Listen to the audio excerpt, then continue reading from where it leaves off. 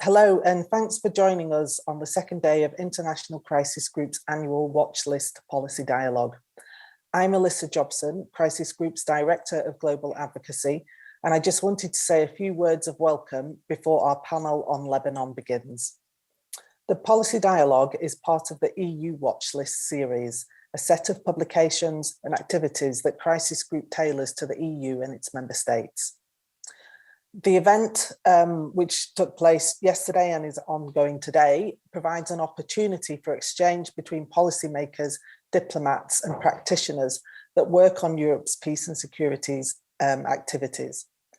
Before giving you a short recap of yesterday's proceedings and introducing today's agenda, I'd like to acknowledge the support that Crisis Group receives from the EU through the EU instrument contributing to stability and peace, and to say that the Watch List Dialogue is part of Crisis Group's broader collaboration with the European Commission under the instrument contributing to stability and peace, and in partnership with the European External Action Service. This cooperation is essential for Crisis Group to continue its work preventing, mitigating and resolving conflict across the world.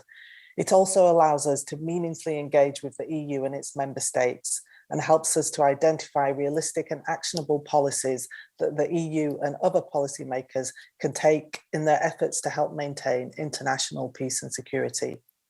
Now, I'd like to turn quickly to yesterday's discussions and highlight a couple of points that came out in the deliberations. Our first panel examined the situation in Afghanistan since the Taliban takeover. Panelists agreed that addressing the economic and liquidity crisis was of utmost importance, especially given the worsening humanitarian crisis in the country. They also acknowledged that engaging the Taliban remains extremely difficult and that any dealings with Kabul will require continuous calibration to ensure that support goes to the people of Afghanistan and not the regime. Our second panel focused on the intersecting crises in the Horn of Africa. Much of the discussion focused on Ethiopia, which is on the brink of an all-out civil war, and on Sudan, whose transition to full civilian rule has been halted by a military coup. Panelists discussed the role of regional and international actors in returning stability to this incredibly volatile region, and agreed that more concerted, vocal and persistent diplomatic pressure was needed by all international players. Today, we've got two more panels for you. The first is on Lebanon, where a humanitarian crisis is looming and an economic collapse is a real possibility, while the ruling elites seem unwilling to push for reform or relinquish their grip on power. Panelists will examine how EU institutions, member states and other international actors could mitigate tensions among parties, reduce the economic risks and promote good governance. The second panel today focuses on Venezuela, where socioeconomic problems and political tensions persist. Here, we're going to look at what measures the EU and other international players should take following the recent elections. Before I hand over to my colleague Joost Hilterman, our Middle East Programme Director, who is moderating the session on Lebanon, I just wanted to let you know that all of today's discussions are on the record, that they're being live streamed on Crisis Group's YouTube channel, and that you'll also be able to watch the recordings of the panels on our YouTube channel too. Please do comment and interact via social media using the hashtag WatchlistTwenty21. Thanks again for joining us today for what I hope will be lively and stimulating discussions. So that's it from me, and over to you, Joost. Thank you so much, Alyssa, and thank you everyone for joining. I apologize for my background. I'm in a hotel room in Dubai, but I'm here. And I am indeed the program director for the Middle East and North Africa at the International Crisis Group, and I have the honor to have with me three great panelists to discuss with us the crisis in Lebanon. We have with us Michael Miller, who is the head of the Middle East unit at DG NEAR, European Commission, and he has been in that position for the last 5 years. We have with us also Haneen Syed, who is program leader for human development in Lebanon, Syria, and Iraq at the World Bank. And we have Heiko Wimmen, who is the project director for Iraq, Syria, and Lebanon at the International Crisis Group, and who is based most of the time in Beirut. So yes, we're going to talk about, there are so many crises in the world, but it's particularly sad for me to see the crisis developing in Lebanon, a country that is close to my heart. And it's of course awful for the 7 million people who live there, including 1.5 million refugees. It's like a slow motion collapse, or maybe not even so slow. Heiko just published yesterday on our website a piece that we classify as an Our Journeys piece. It is based on field research, field being the area in which we work. And he called it, it's titled Lebanon, A Journey to the End of the State. It's the kind of title that sounds like a collaboration between Wim Wenders and U2, the band. But it's something far more serious, of course. Because it is a narrative account, a very first-person account of what he has seen in Lebanon, broadly speaking, not just Beirut, in the last few months, as this country is slowly falling apart. So I'd like us to take a deep dive into this situation. We'll have some back and forth between the panelists for the next half hour, and then I would invite others in the audience to put questions in the chat, or you can even put them in much earlier. We'll deal with them in the last half hour, 45 minutes of the discussion. And I'd like to start with you, Heiko, because as I was reading this very vivid description, you know, every crisis throws up its new vocabulary, and I was struck by the term that the Lebanese have started using, the lollar. Can you tell us, please, what is a lollar, and where does it come from, and really, how does that say anything about the crisis that Lebanon is facing today? Yeah, it says a lot, actually. A lollar is a short form for a Lebanese dollar, and so. Before the crisis, the economy was heavily dollarized. I think about 75% of all bank deposits were actually in US dollar. And that reflected to some extent the experience that many Lebanese made from the Civil War back in the 70s to 90s, that the dollar is safe. You know, so if you have your money in dollars, not in Lebanese lira, then you're safe. And so everybody put their dollars into the bank. My mother-in-law put her inheritance in a Lebanese bank.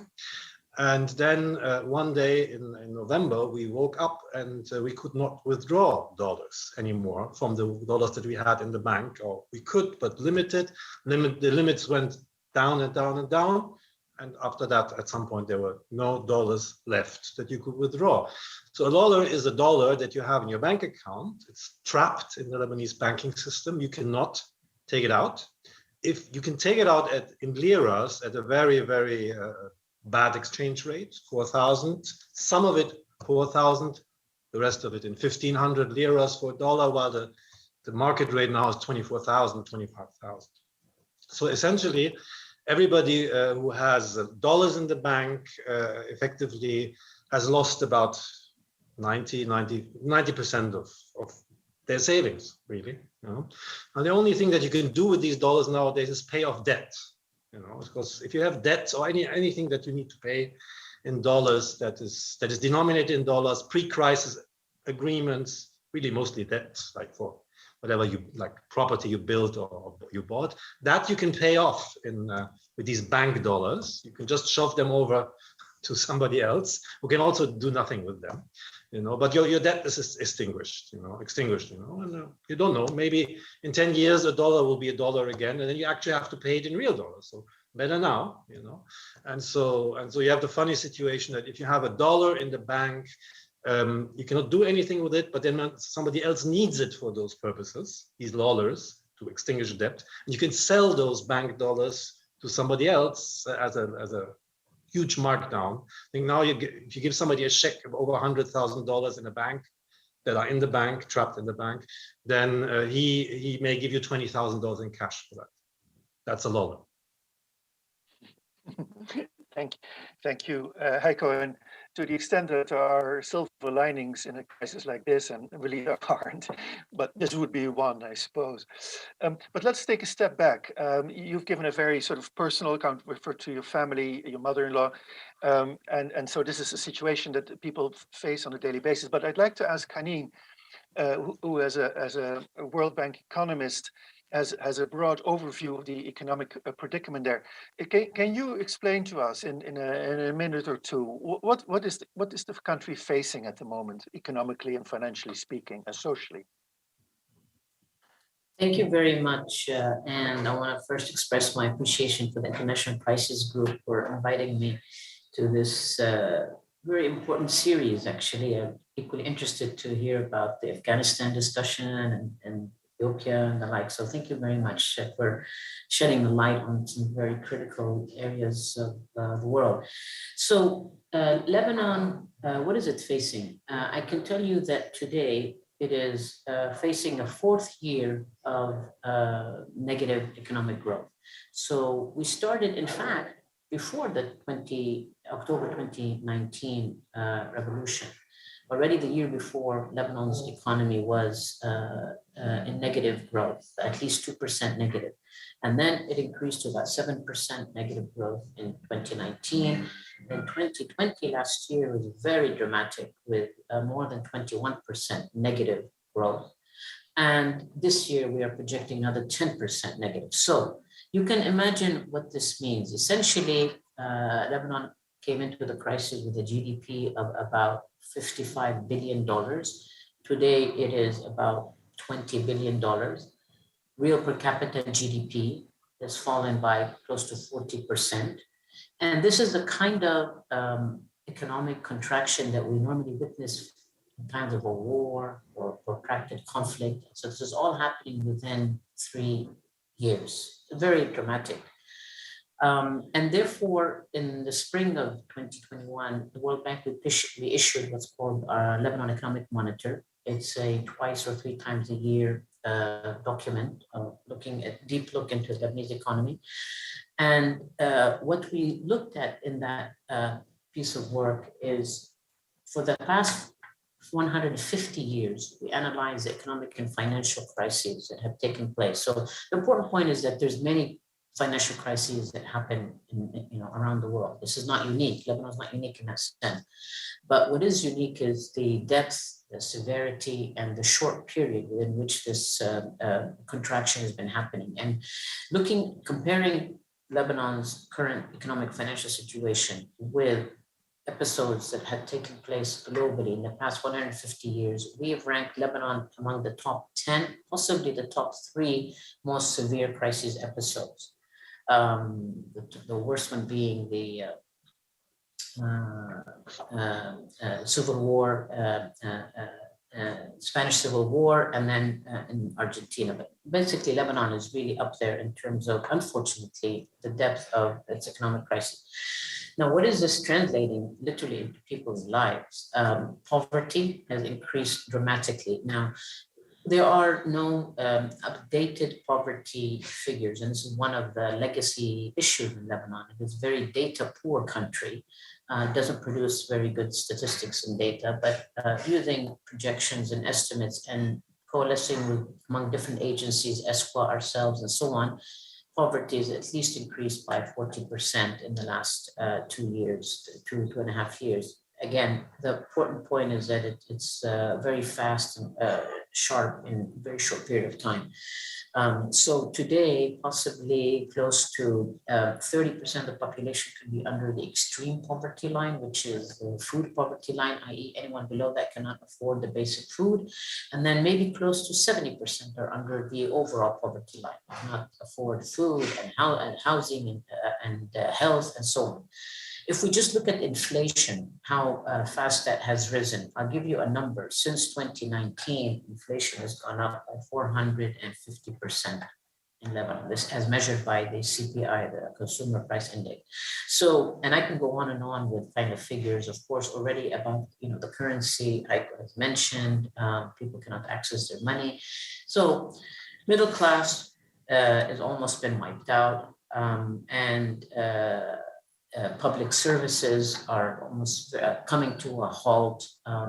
Right, schools were opening now, but it's stop and go. Many schools have not been able to open. There's been a very severe fuel crisis, especially over the summer, where shortages were witnessed everywhere. Now, while there hasn't been, shortages have stopped, but that's because the subsidy for fuel, foreign exchange subsidy by the central bank, has been almost eliminated. But that's meant that the prices have shot up. And unfortunately, to help people weather this kind of situation, the social safety net in Lebanon is very weak and small. So this is just a quick picture of how things are, and happy to delve into this further. Thank you. Thank you, Haneen. That is really truly alarming. And I'm somebody who is following the crisis in Lebanon, and I'm shocked by the figures you give me. And so let me turn to Michael and ask you, Michael. There are a number of international actors who are poised to help the Lebanese weather this crisis to the extent possible. The European Union, of course, is a major one. What can you say about what the Europeans are doing to address this crisis with the means available to you?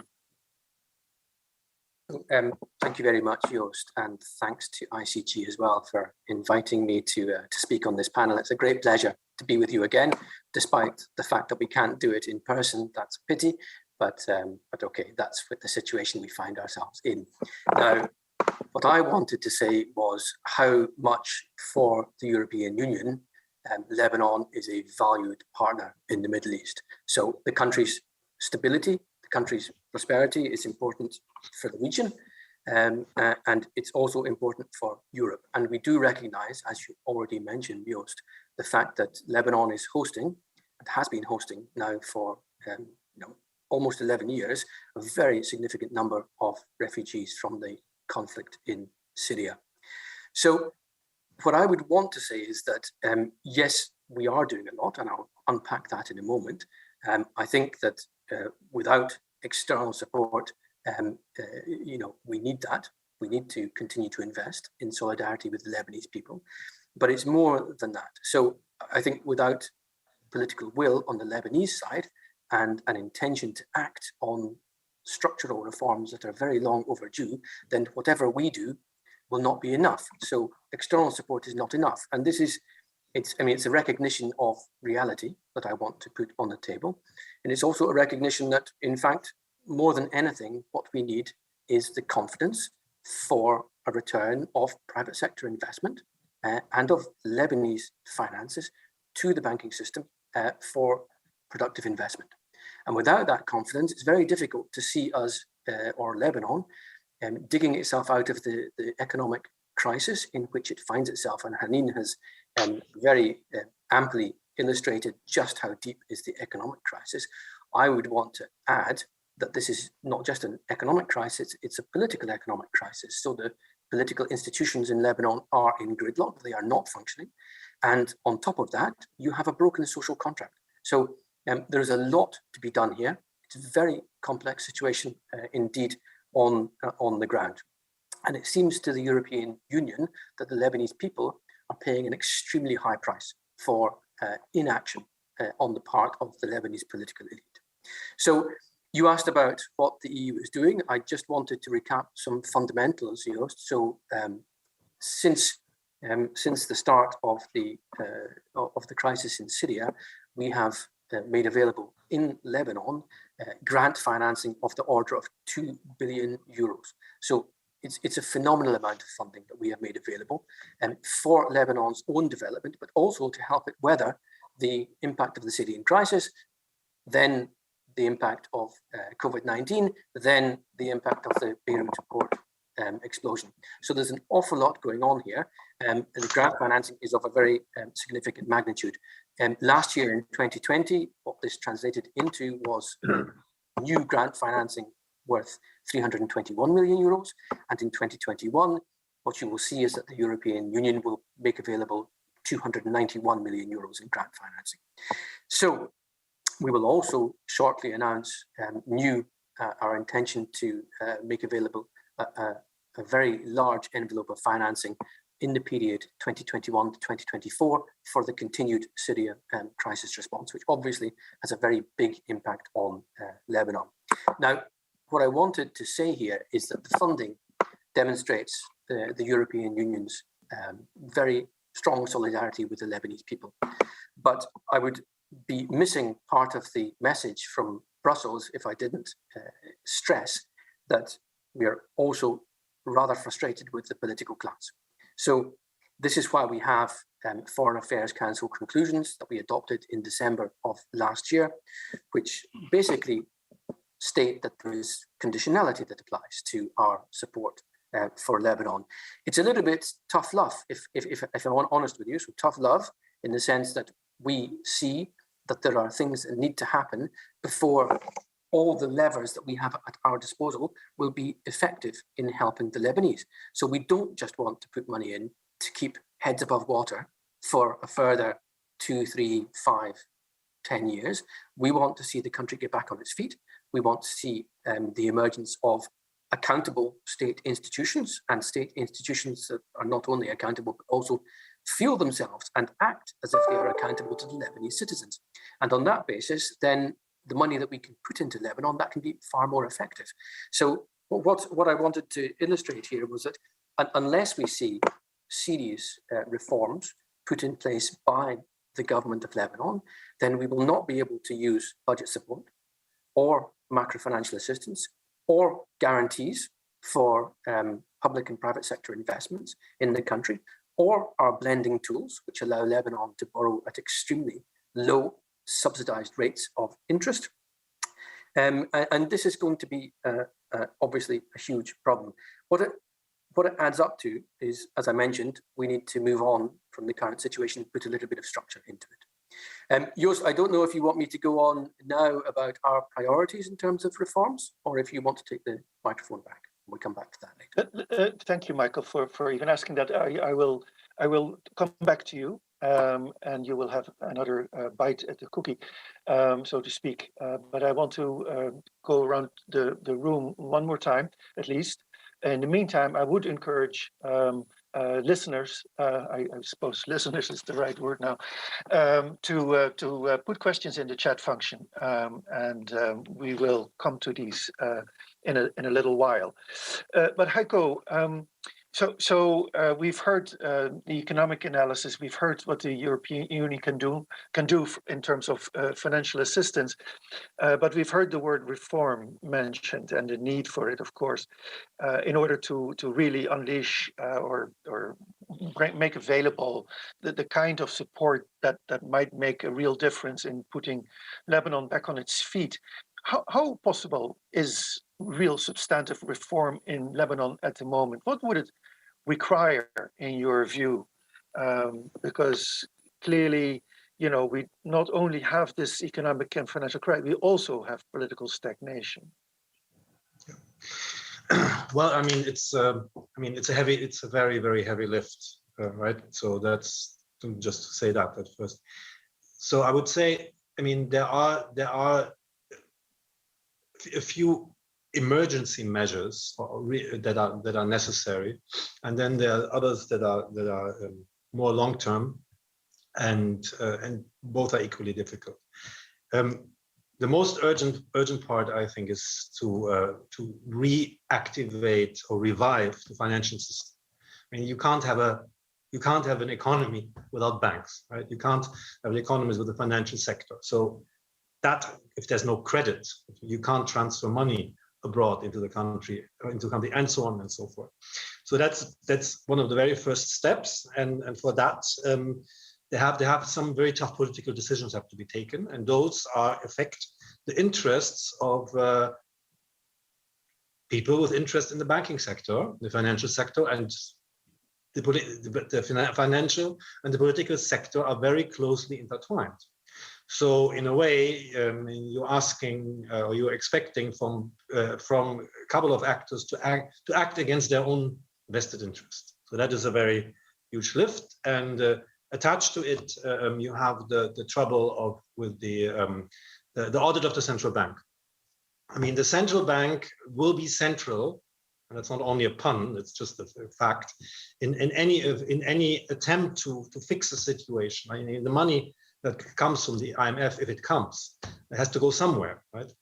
And as long as we don't even know how much money there is left in the central bank, it's really very hard to ask for anybody to put more money inside, right? So I mean, and these are really emergency measures, and that have to be taken. And I mean, it's incredible, and it's really criminal, I would say, that they have been delayed now for almost 2 years. And the solutions are not rocket science. They're pretty clear. There have been plans that maybe you can tweak around them, but they've been like left to rot for a year or more. So those are two extremely important parts. You need to come to a budget that is sustainable, you know, and that's also linked to the financial sector, but it's also linked to the huge state sector, the huge public sector, 300,000, maybe more public employees, who are now earning $50 a month, or 60 or 70. As a result, they only show up once a week on Wednesdays.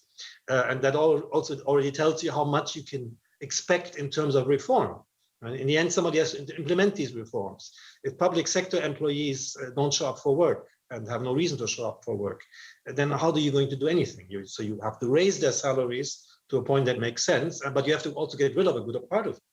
And that is, again, a huge political lift that has to be done. And we have elections, supposedly in March. We have a big electoral year coming up. Anybody who touches this file will burn his fingers, or maybe he won't have a hand left after that. You know? So, I mean, so those are very immediate problems that have to be tackled, you know. And then you have the more long-term issues. You have the whole system, the whole question of public procurement. Right? I mean, there's a new public procurement law, has been fought over for a long time, but as always here, it's the questions about implementation, you know. So this whole practice of the public procurement, any time of public works, public resources are in the end sources for the political elite to reconstitute their power through clientelism, by handing out state funds or state works or whatever as favors in return for political loyalty and support. This system can no longer be sustained, and that is a long-term challenge. Again, you expect the people who make decisions to act against their own interests, you know. And just one example, I think, makes it clear how big the challenge is. Right now we have 1 hour of electricity per day, 1 hour of state electricity per day. I just ask in number how much they have these days. And so, can you still hear me? Because you froze, Ghost. Oh, hello. We can still hear you, Michael. Yeah, no, okay. I mean, sorry. Okay, you were slow for a moment, but you're there. Okay, collection slump. Yeah. So we have 1 hour electricity, public state grid electricity per day in the capital, right? And everybody's using these generators. It's polluting. It's expensive.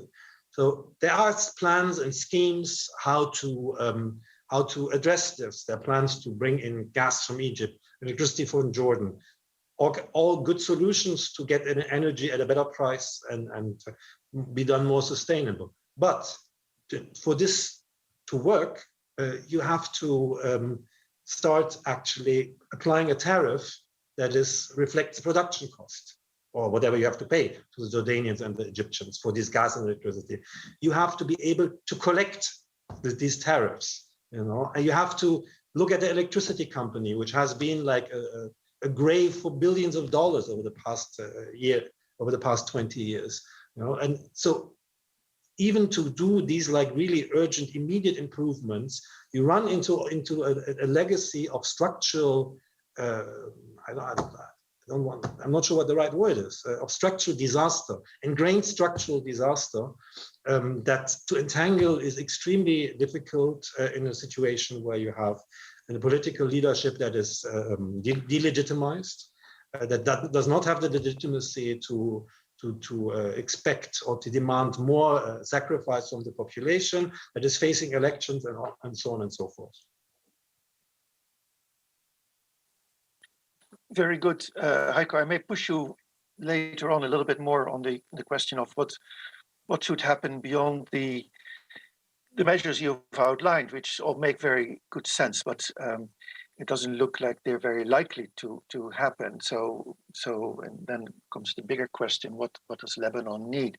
But Haneen, let me come back to you, because you've said something about obviously the World Bank is studying the situation very closely. It's gathered whatever data it could gather from the poor information that is available. You have your analysis, and then you have your activities. Lebanon is waiting for major funding also from the IMF, but the IMF again is calling for reform before it releases any funds sensibly. So how well placed are external actors to support Lebanon in this crisis without, in fact, reinforcing the same patterns that have led us, or that have led Lebanon into this deep hole? In other words, supporting the political elite that has been so self-serving and greedy. And you mentioned that Lebanon is high at the top of this most severe crisis, and you went back far into history, actually. How did these other, or can you say what are the means available to pull a country like Lebanon out of such a severe crisis? What kind of historical precedents can we rely upon for just to see what could be done in this case? Thank you, just for this question. Complex, and but I think, as I mentioned, Lebanon is not unique in terms of facing economic financial crises. However, it is one, as I mentioned, very severe in the sense that it's almost like a perfect storm, multiple crises that came on top of each other, including some external ones like COVID, but then you had the Port of Beirut blast. This is all on top of already the banking sector, the debt situation, the fiscal, and so on. And then, yes, as somebody's already pointed out, the political deadlock that continues is almost really a feature of Lebanese, the makeup of the Lebanese, to constantly have Lebanese policymaking have this political deadlock. So in that sense, coming out of it is difficult, is complex, but it is not impossible. I believe most of what, the issues, there's probably for most of them, there is agreement as to how Lebanon can move forward on. Agreement, I mean technically, of course, not politically, but technically, and this is also important. So electricity sector, this has been on the table to be reformed for many years. We know what needs to be done, whether it be on the regulation and the governance, whether it be on the financing and the costing and the tariff. But it requires absolutely a political will, a coherence and the like. You take education sector, health sector, and so on. And these are complex, and one has to say why it hasn't been achieved until now. However, the point I want to make is that it is not impossible. There are already little bits and pieces of reforms that are being pushed and supported, and that likely will happen. I'd like to mention one, which is, I mentioned earlier, lack of social safety net that is adequate and be able to service the population at large. What's happening now is that there is strong and agreed political movement around setting up a new database, establishing a new social database that would then be used in transparently with very close supervision from the World Bank and other entities. That we use essentially to assist people to disperse cash transfers. This is heavy lifting and has taken a long time, but that to me, actually, this database is creative, and it uses the sort of follows the international practices or standards of identifying beneficiaries and the like. That happens, and I think the next few months will literally demonstrate that. That's already a reform in a vital sector of social protection, which we, as well as the European Union, are heavily involved in. Electricity sector is the second one that we have been involved for many years, have not had much success, but it's back on the table now again, and maybe out of desperation. Lebanon has no choice at this point. Heiko mentioned the 1 or 2 hours a day of official electricity from the state. And so when it reached to that bad situation, I think all the parties have realized something has to happen, and therefore, as you know, the gas pipeline from Egypt and electricity from Jordan effort is underway, and it is promising. Without saying too much more about it, but that is potentially will have very important, will be a huge achievement. So I think there are ways for Lebanon. We must, I mean, as an international community, we must continue to advocate for, as Michael mentioned, reform. I think it's absolutely fundamental. And these reforms, can be done now, and then look for ways where we can help the population, help people directly so that they don't suffer through this.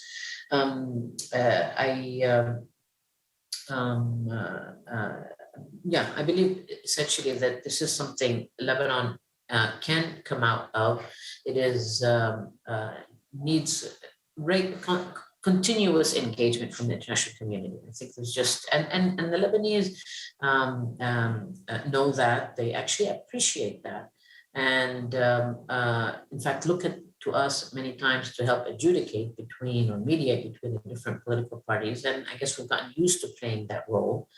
If that helps Lebanon achieve the reforms and move forward, I think that's very important. One last statement I want to say simply is that, yes, they're going to have to come to some deal with the IMF, because that, as difficult as it may be, is what's going to unlock significant funding from World Bank, European Union, from others, from the Gulf states. You need the Gulf states ultimately to get out of this. So, and the Lebanese, I believe, know this. Next year is going to be a complex year because of different political events, the elections, and for parliament as well as for the new president.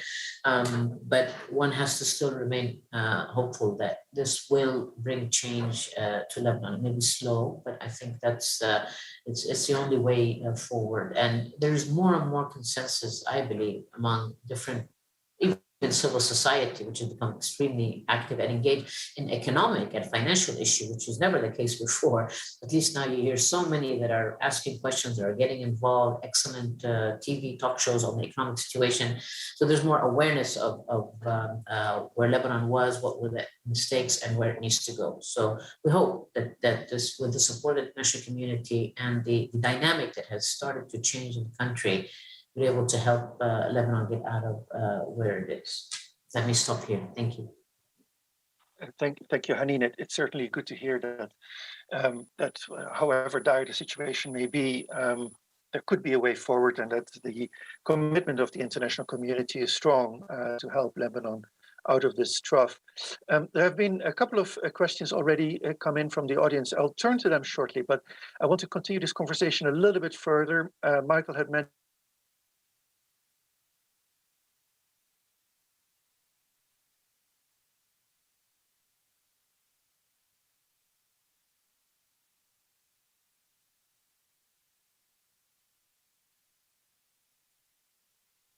this crisis, and what if the situation doesn't change in the next year or two, and we see an imploding state, which clearly is not a European interest after what has happened in Syria.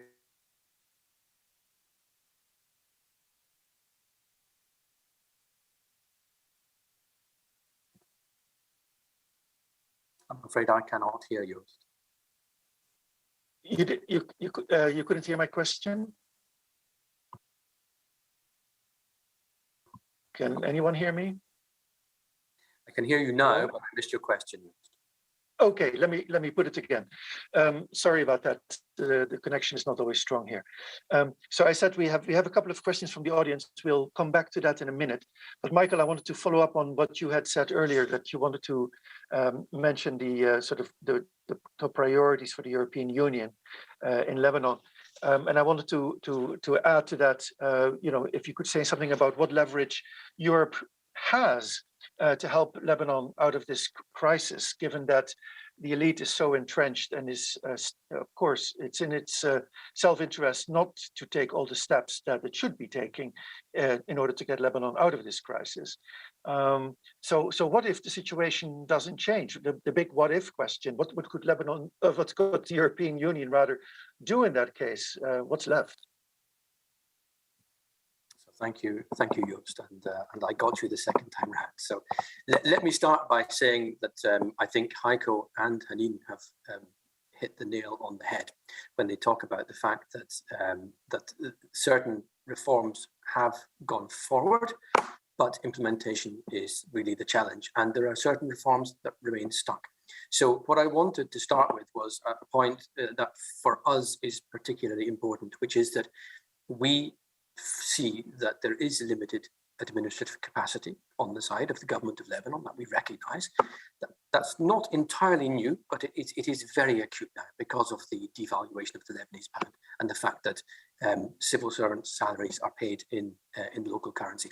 So that's a problem. And this is why for the past 18 months, we have identified a small number of extremely important reforms we see are of a structural nature and which the government of Lebanon has to prioritize. And in a way, what I should start with is, of course, how much we are happy to see that there is a government of Lebanon, and how happy we are that the ministerial declaration of that government includes a lot of things that we want to see happening. So there is a political commitment that is there. But what I wanted to focus on was really this smaller number of reforms that we see as being particularly important. So the priorities. And that's a little bit missing from the ministerial statement. You need to have priorities because the admin capacity is rather low. So for us in the European Union, the priority number one is to reach an agreement with the IMF. Haneen has mentioned this. This is important.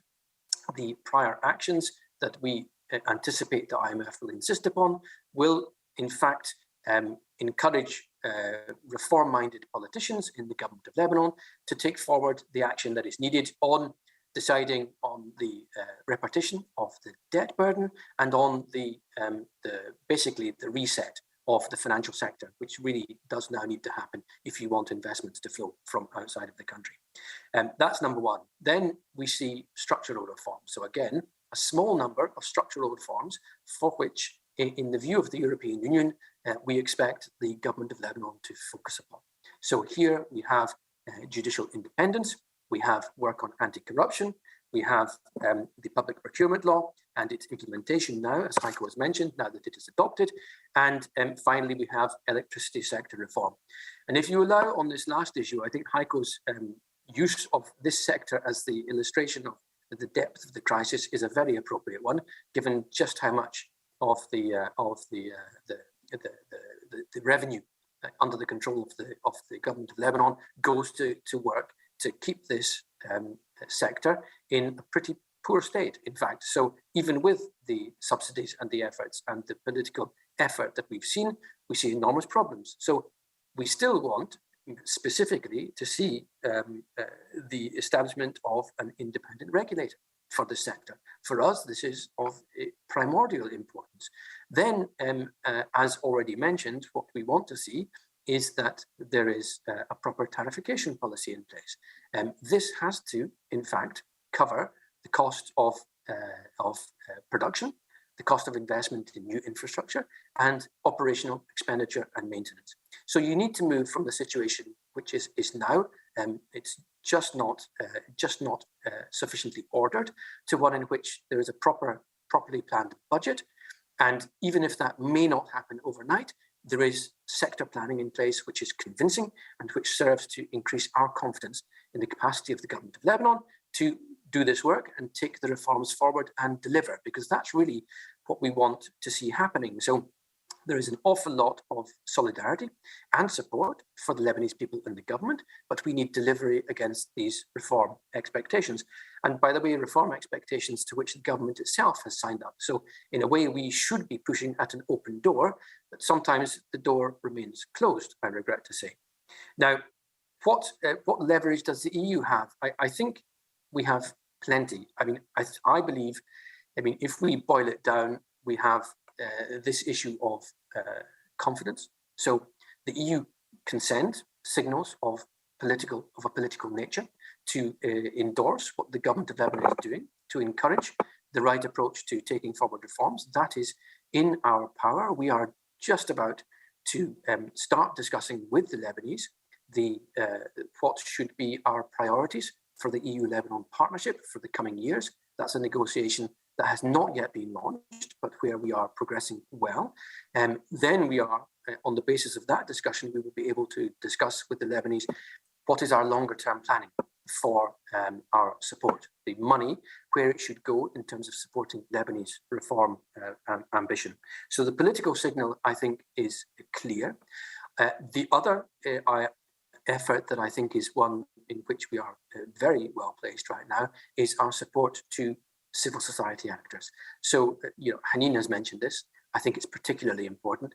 The way in which we have worked with the World Bank and the UN in the context of the Reform, Recovery and Reconstruction Framework gives civil society a very prominent role in policymaking, and not just as implementing partners, in a way that we have not seen before. I think the 3RF is a particularly significant development because it allows civil society to play its normal role in countries where they are based as a watchdog of reform priorities, also as a means to bring expertise at the disposal of the government and talk about what the prioritization should look like in terms of where the money goes.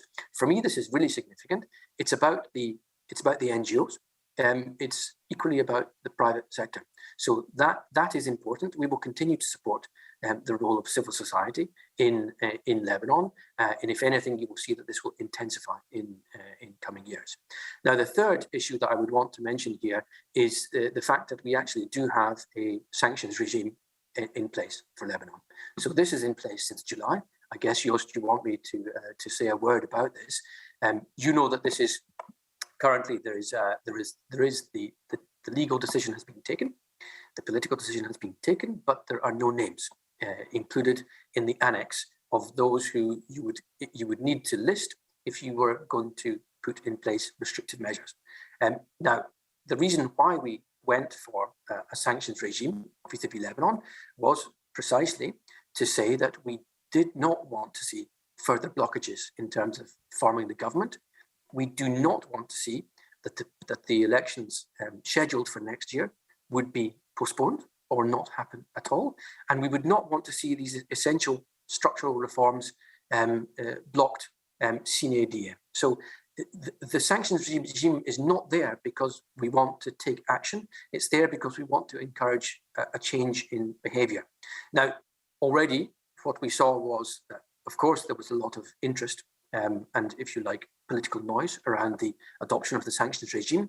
But what we saw was that the government was formed.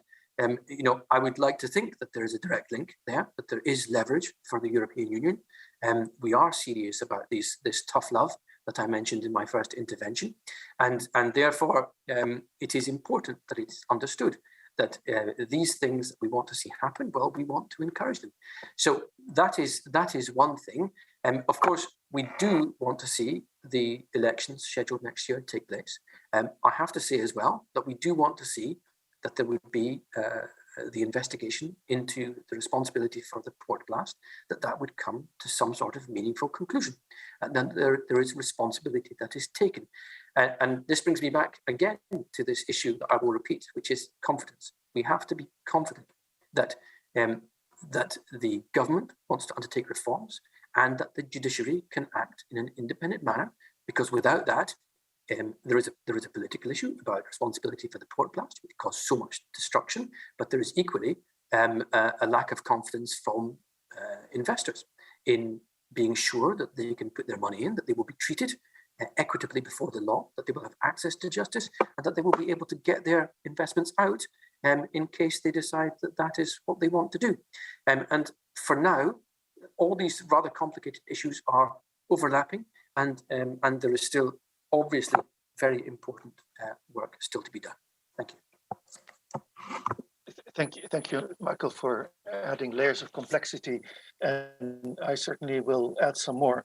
But I also think that you just actually addressed the third question that has come in, which I'll read very quickly, but it's from Claire Gaudin, who asks, what action, if any, the EU could take to support the Lebanese authorities in order to increase the chances of the expected reforms materializing and to create favorable conditions for the planned aid to be implemented? So I think you've addressed some, if not all of that. Claire, if you want to specify anything more, please don't hesitate to write again. But I'd like to move to the regional front, and a question then for Heiko.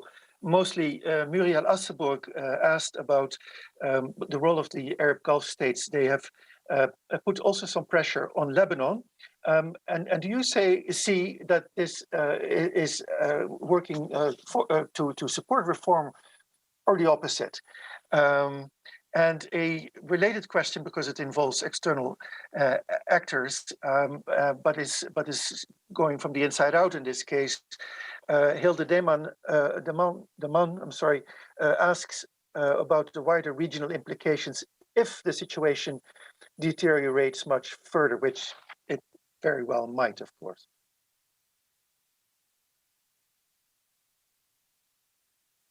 Okay. Yeah. So concerning the pressure from the Gulf, particular. So I mean, I don't have the impression that the Gulf is very interested in the whole reform file. That reform is really high on the agenda. The pressure that Muriel quotes is, of course, is related to the presence of, or the influence of Hezbollah on the Lebanese government, and what many claim is Hezbollah's control over the Lebanese state and the Lebanese government. Now, this is, I mean, there are different shades of that pressure. The main driver is clearly Saudi Arabia.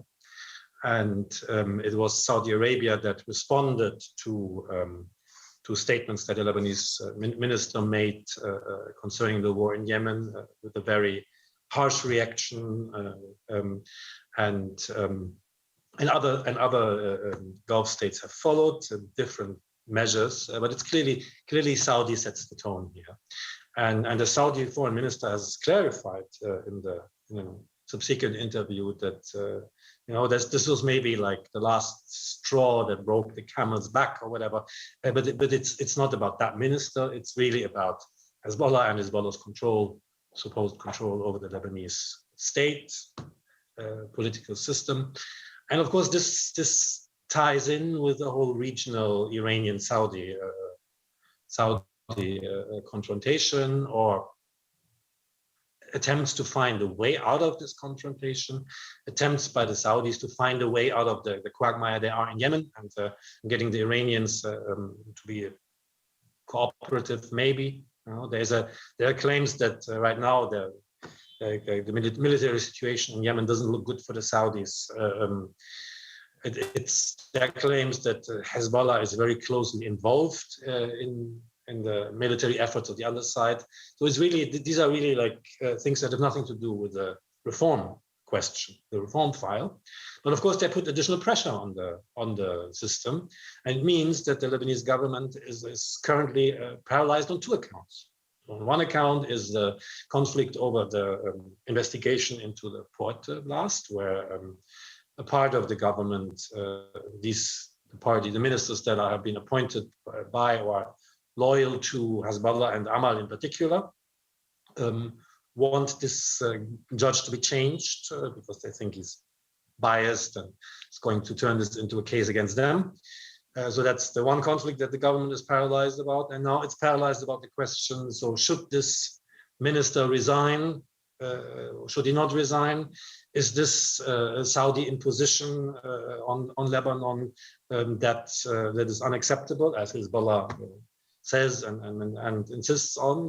So you have it really paralyzed on two accounts, and it really raises the greater question.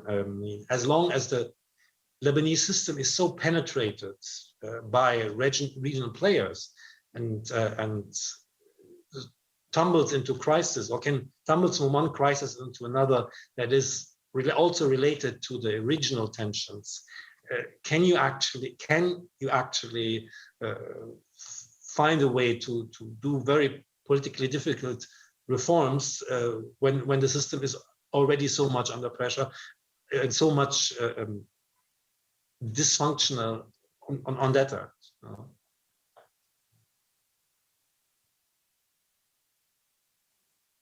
Thanks, Heiko. I want to come back to you now. We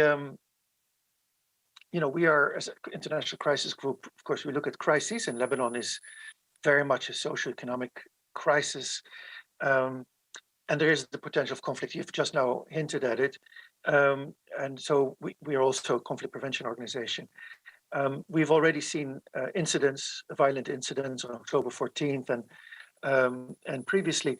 What do you see as the link or the chain between the socioeconomic crisis and potential violence and further conflict?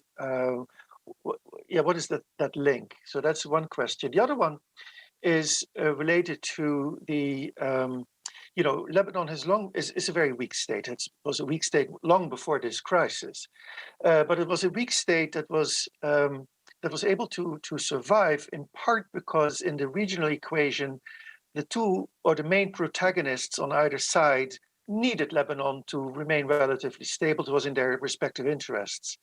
Do you think that has changed now? Or is there, because if there's going to be a solution coming from internal reform, external assistance or whatever, if that equation has been upset, that balance has been upset, then nothing will work. And then, in fact, the chances of a return to, heaven forbid, a civil war increase. Well, so the link between social tensions or the deterioration of the social situation and violence, I think is linked to the erosion of state capacity.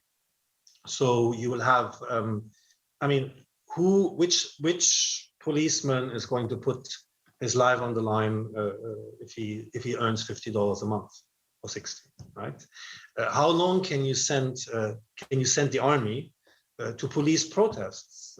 Protests have turned into riots, and social protests have turned into riots on several occasions.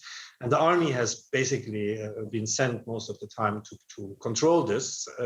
How long can you do this? As the misery, the social misery affects army personnel, just as it affects everybody. Like just yesterday, a Dutch journalist sent me a question. They said he interviewed soldiers, and he came up with quotes, and he said, do you think I can publish this, or will these guys end up in the military court? And I read through it, and it's like, these are soldiers and they're actually saying, you can use my name. I'm saying this loud and clear, and they're like saying, I'm just waiting for somebody to give me to come with me, and become violent against this political elite, statements that you think, wow, this is really this is tough stuff, and they're not going to do it as long as there's no organized structure for such kind of rebellion, if you want.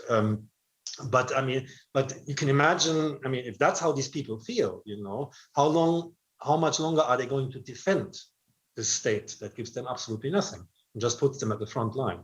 So now, if you have that situation, and also we have the figures for crime, like murders, car thefts, robberies, what have you, burglaries, have gone up steeply. So police and security forces are no longer capable to provide security. You will have security provided in other ways, right? And in many areas that would mean political parties will be involved in it. Hezbollah, of course, is known to have probably the most comprehensive potential capacity there. In other areas, there will be other political parties doing this. You will have municipalities having their own police forces, which just perhaps the ideal situation is that you have the municipality, you have wealthy municipalities which do exist that who then hire policemen, right, who moonlight, do a second shift, or a private security provider, and then at least you have actual police doing that. But this will be so that the line between formal and informal security provision and actors who carry weapons and wield security control will get blurred, you know, and then you can imagine that you will have violence popping up in areas where control is contested, where party influence overlaps, where sometimes maybe the taxes, the additional money that you need to pay for these people, you know, where there will be conflict, who extracts money where. I mean, and you have other areas like perhaps Tripoli is an example for that, where the local political scene is so fragmented, and it might be rackets. It might be rackets that do this, and who are rackets that blur into criminal rackets, and we then start to fight with each other. So these are scenarios of violence, and they can very easily also become entangled with this larger political conflict. So I mean, we've seen that in mid-October.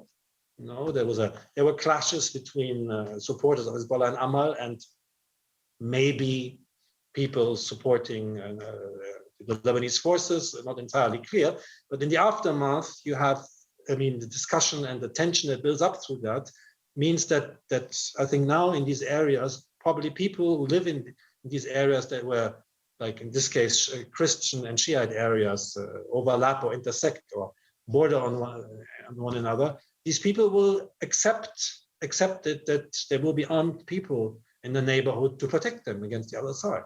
So you have a lot of scenarios that fall way short of the what we consider a civil war, you know, the classical civil war, like heavily armed militias having exclusive control over areas or fighting over that exclusive control. That's not going to happen.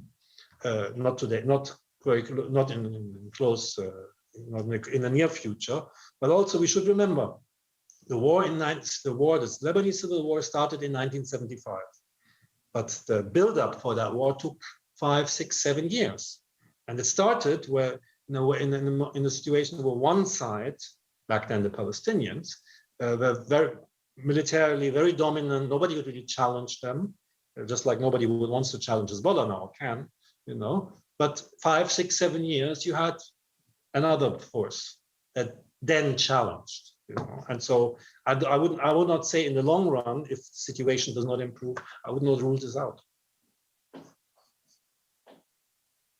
I'll come back to you. Thanks, Heiko, to the regional equation in a bit. Claire Godin has added to her earlier question. Maybe I'll read it up, and I want to then hand over back to Haneen and Michael to address this to the extent that they want to and can, but also to give a sort of a closing statement as we are approaching the end of our session. But Claire asks, I understand that political messages and trust are key to this dynamic. My question could possibly be widened to know if, for example, complementary actions to support the evaluation and steering of public policies could be envisaged to give every chance to the expected achievement of certain milestones, and to enlighten the EU on the maturation of the conditions required for programming. I'm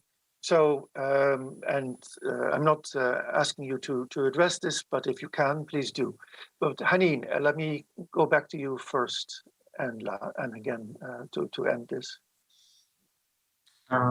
Maybe I leave that to Michael to address more specifically on EU programming, but I think I just want to say that it requires a lot of heavy lifting. Working in Lebanon, the development agents, we spend a lot of time doing the kind of things that we normally wouldn't do in other countries, neighboring countries like Jordan, even Iraq, which is very complex as well, in terms of getting programs and policies through with the government. So that this cost of doing business here is very heavy, but when it works, it pays off. And I think, unfortunately, there's no other way in Lebanon.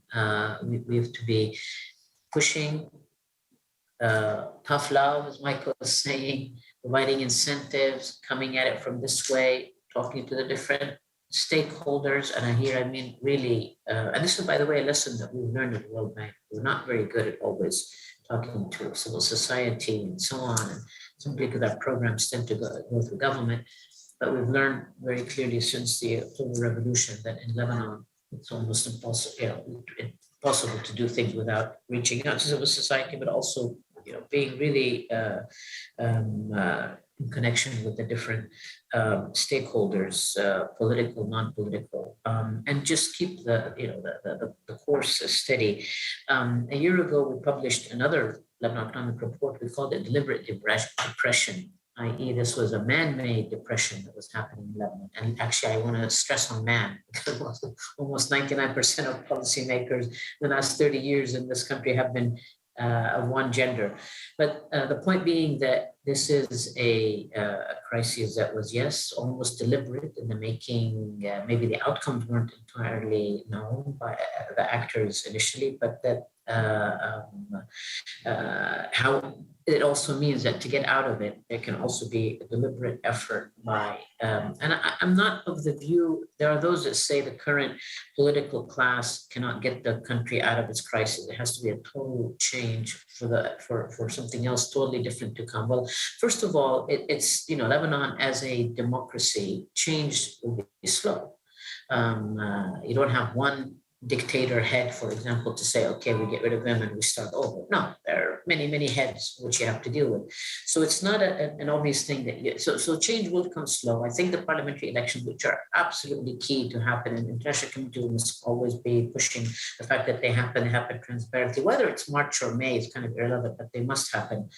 But that would be the beginning of change, I believe, because there are so many Lebanese, including those in the diaspora, who are committed to starting to bring some change. So change will start, we hope, with the elections, and we have to find our role as a national community, have to, to support that change, to make those change makers, build institutions, and help people. This is really this kind of two-pronged approach that I think as a international community, we're pretty much united on this view, and hopefully it will really produce some stability for this country. Thank you. Thanks, Hani. If we still have time, I'll come back to you with a follow-up. But Michael, you saw the question that Claire Gaudin submitted, and of course you may have other things to say. This is your chance. Thank you as well. First, let me start by saying that on the question of security, that the European Union is very active here. So we are working to support the LAF model regiment south of the Litani. And we have a very significant investment in community policing. And now, specifically in mind here, of course, at the back of all this work is to maintain stability. It is to ensure that the population has confidence in the security services and the way they behave. And ultimately, it is to give the state, once again, a monopoly on the use of violence, which is particularly important, of course, in a country as divided as Lebanon.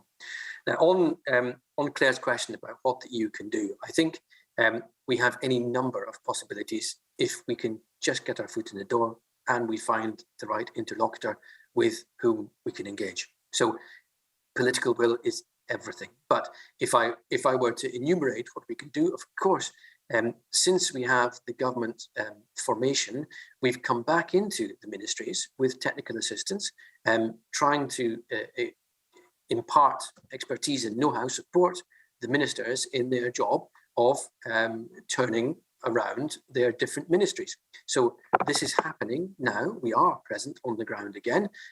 We just need to have the room for manoeuvre, and we need to know that the ministers involved are moving and pushing reforms in the right direction.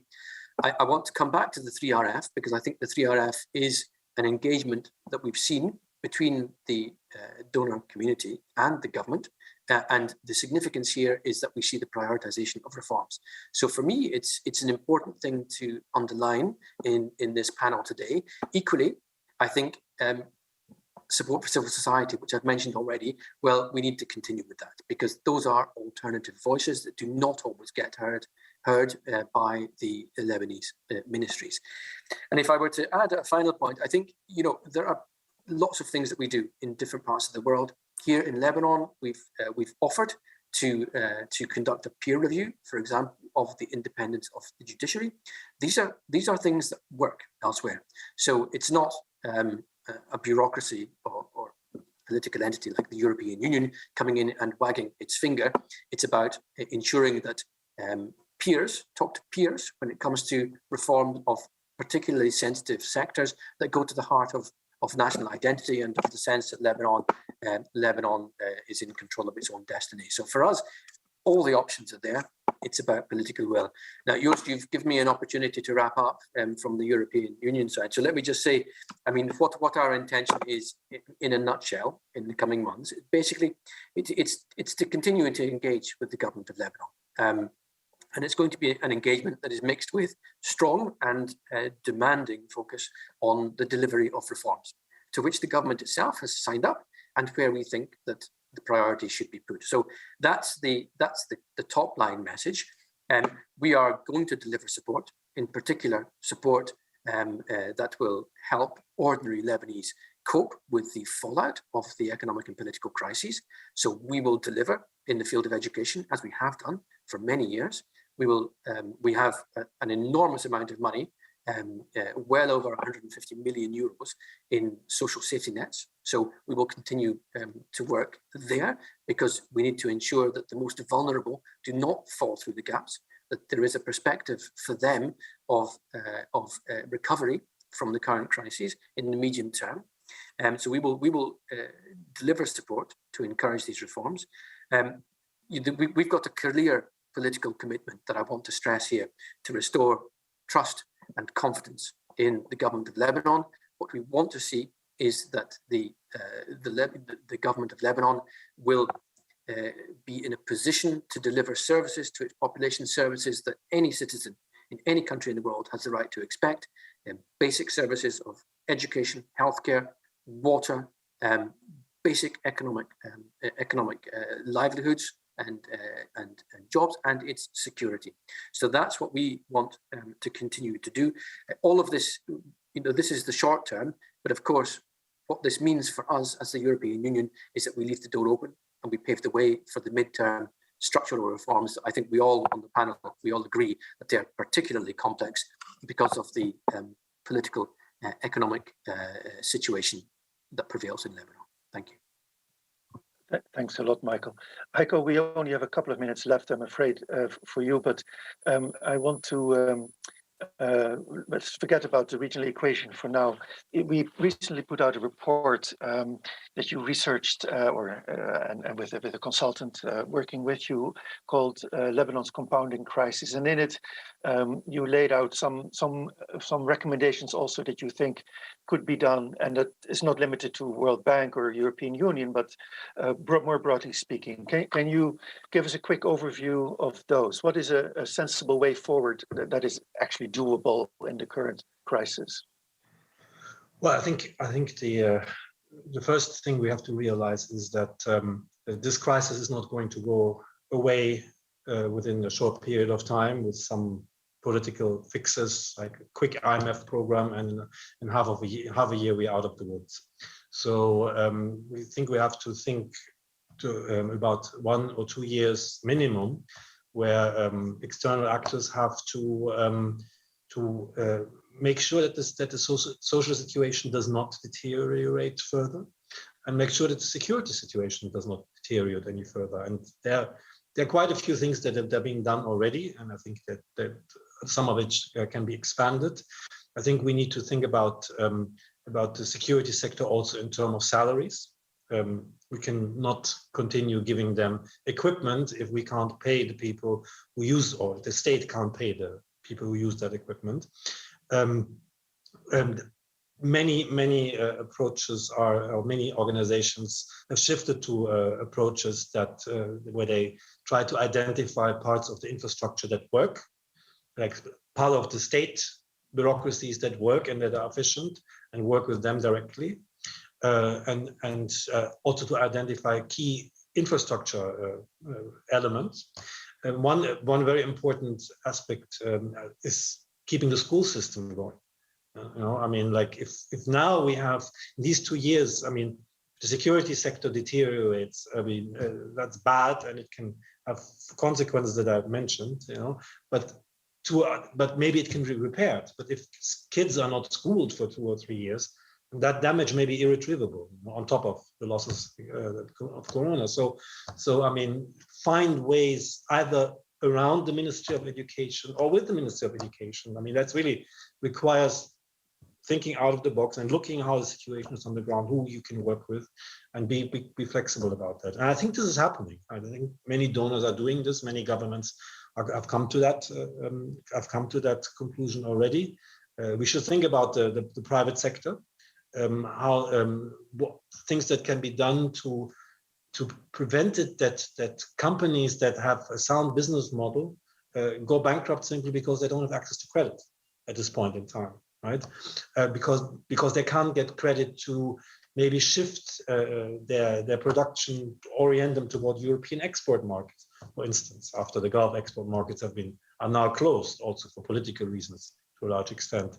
So I think a lot of different tools have to be used, and we need a larger concept of what is humanitarian support that includes.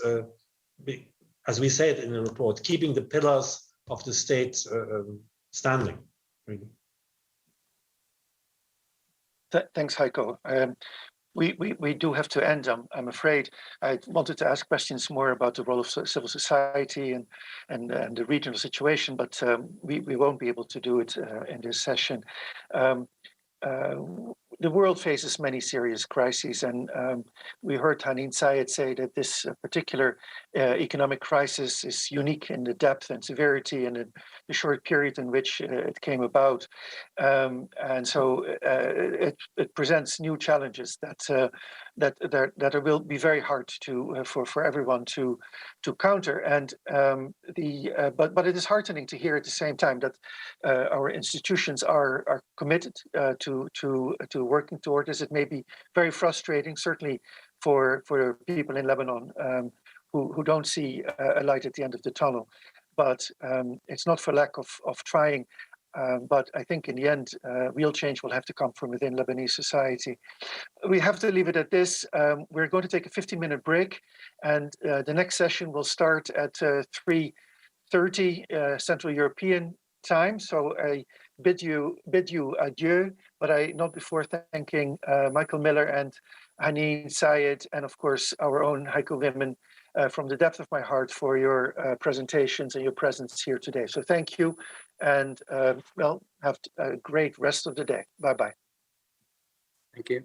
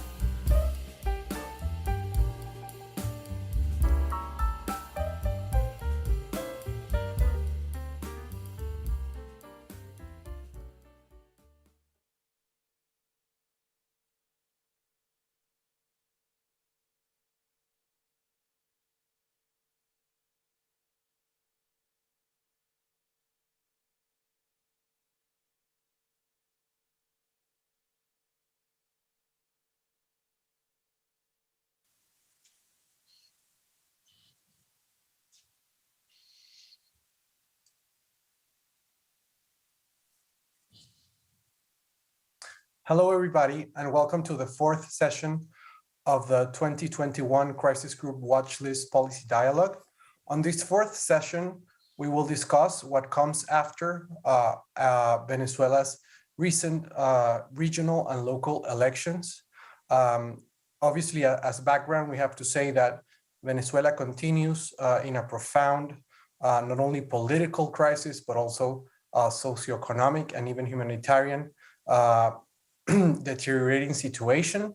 At the same time, this year there was a process to seek a negotiated solution with the help of the Kingdom of Norway, but that process is right now at a standstill point. It has been suspended, and then we had these elections just this past Sunday, where a majority of the opposition decided to go back to a participation strategy. And perhaps from an international standpoint, the most important development was that the European Union sent an electoral observation mission to assess the electoral conditions on the ground. It has already issued a preliminary declaration, and it will issue a full report in the coming months.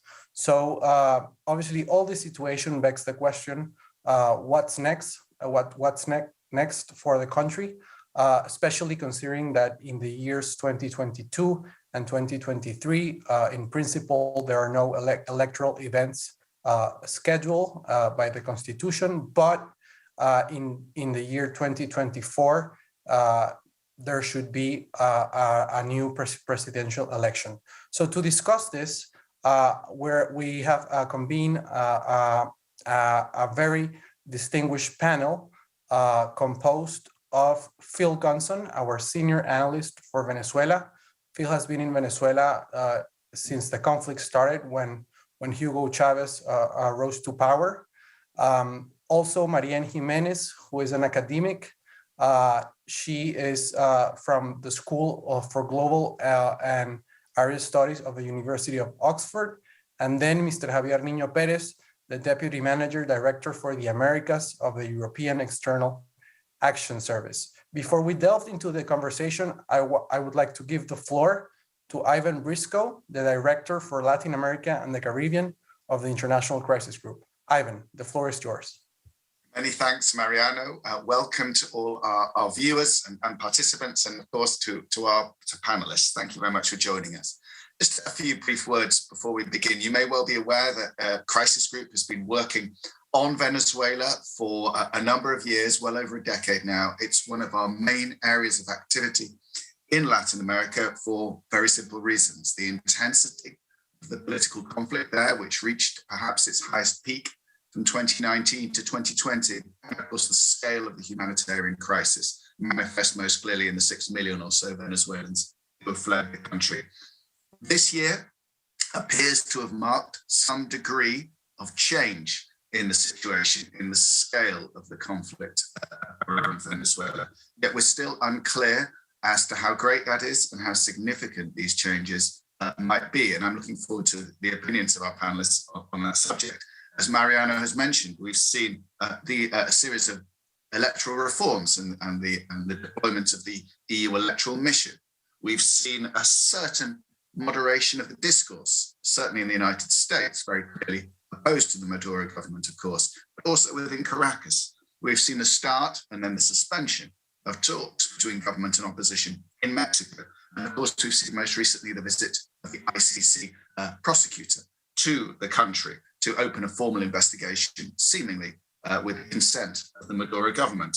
At the same time, there's a humanitarian crisis of great dimensions. 95% of Venezuelans are now estimated to be living in poverty.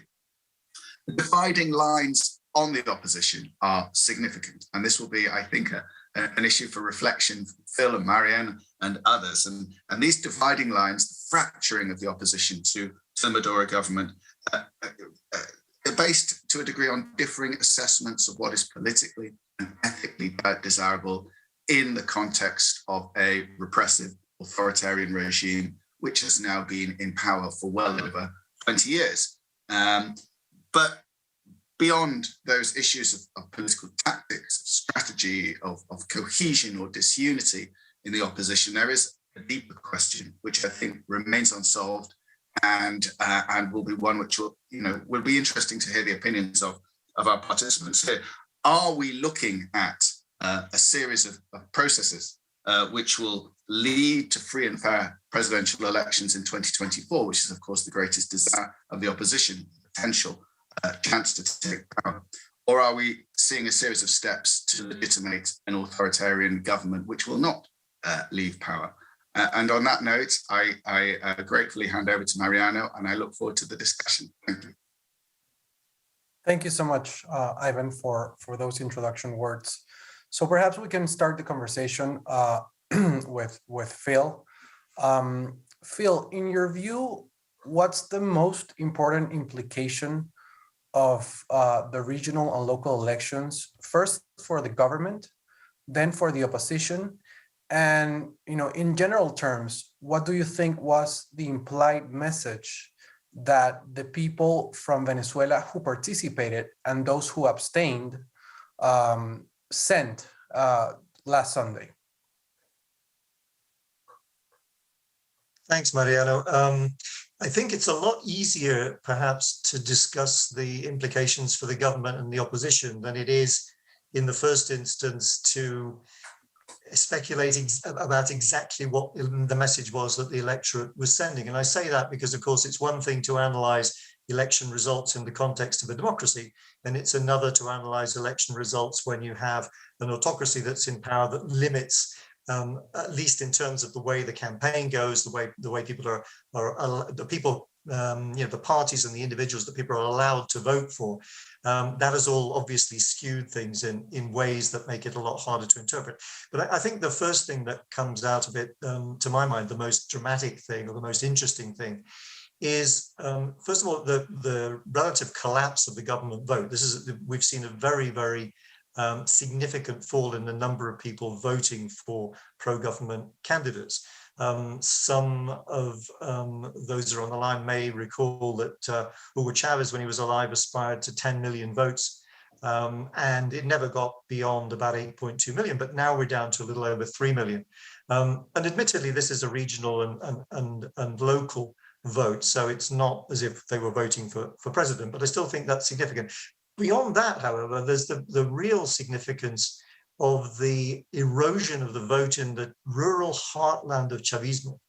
We've seen in this election, although the opposition didn't get a lot of gobernaciones, of state governorships, the Chavistas lost the state of Cojedes. They are, the state of Barinas, the home state of Hugo Chavez, is on a knife edge, even as we speak. I mean, there's a serious fight developing, if you like, in the state of Barinas over who will be adjudicated. It looks as if there was a narrow victory for the opposition there, which would be truly dramatic if confirmed, but there seems to be resistance on the part of the government. Now, of course, this set of elections was very much an experiment from the point of view of the government and the opposition. The government, in the sense that there was a certain opening, obviously partly intended to restore some kind of normality and perhaps achieve a little more international recognition, with a view to seeing how far that could go without risking national power, which of course is not at stake on this occasion. For the opposition, it was an experiment in the sense that the mainstream opposition, the so-called unitary platform, now standing on the ticket of the MUD, the Democratic Unity, the old Democratic Unity coalition, which no longer exists, ironically. This was the first time in several years that they'd actually put up candidates for election. And I think that those who backed that idea, that change of strategy, will be cautiously optimistic about the way it went. But I think there's a big caveat here, because having seen the government having seen what's happened, I think it's impossible to imagine that the government would simply proceed along this course until we have in 2024 a relatively free and fair presidential election and subsequently parliamentary election. I think when national power is up for grabs, the government will not operate on the same basis. And so the question is, and I don't want to anticipate the coming questions in the discussion, but I think the big issue here is how can the government be persuaded that 2024 is not a life or death issue, if you like, not simply a zero-sum game where the loser will be, cast out into outer darkness and potentially subject to persecution by the winners. If that's the case, the government's not going to go for that. So I think that would be my first assessment of what happened on Sunday.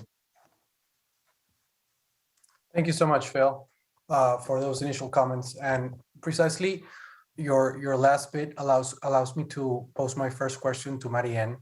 Obviously, coming out of these elections, Marianne, the issue of opposition coordination, it's going to be front and center, not only part of the discussion, but also of the main challenges the opposition will face, in the road to 2024, and even perhaps before, because some sectors within the opposition are already starting to discuss the possibility of activating the recall referendum against Maduro early next year. So my first question to you is, what ways do you foresee as possible roads for the opposition to achieve that coordination? And I want to basically tie that with what Phil was saying, in the sense that it is very likely, or perhaps I should ask, do you think that it is likely that in the road to 2024, the government again will have a lot of incentives to scale even upwards the repression, and therefore making not only more difficult, but also less likely the coordination within the opposition? Thank you so much, Marianne, everyone, for the kind invitation. I think it's crucial, even though it's hard sometimes to analyze the opposition, given the really harsh context that they're operating in.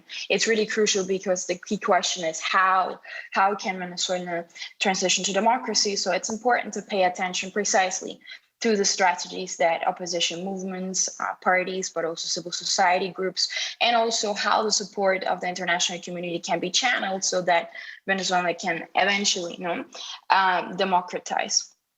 So you asked me about a crucial question, which is coordination, but I think that there is a step prior to a collective effort of coordination, if that makes sense. I think that after these electoral results, the opposition is really in a key moment to use the next years to come, particularly 2022, to design a collective strategy, which needs to start from within, from within of each of these parties. They need to decide which path they're going to go. But for them to be on a collective path, they need to first figure out individually what they want. So I think that and I say this because I think that the internal work is key. Even though I agree with Phil that it's hard to get a sense of what voters are thinking at the moment, the abstention was also a clear message. So that means that people are unhappy with the way it's going. Not only Chavistas, which are discontent and didn't get mobilized sufficiently according to the government's estimate, but also on the opposition side. So that means that opposition parties need to renew their leadership. They need to work on their basis. They need to work on a different message. And that has inevitably also to do with the internal mechanisms, right? So we know from existing research that strengthening programmatic and value-driven leadership is key. We also know that increasing organizational capacity within each party from other cases as well is key.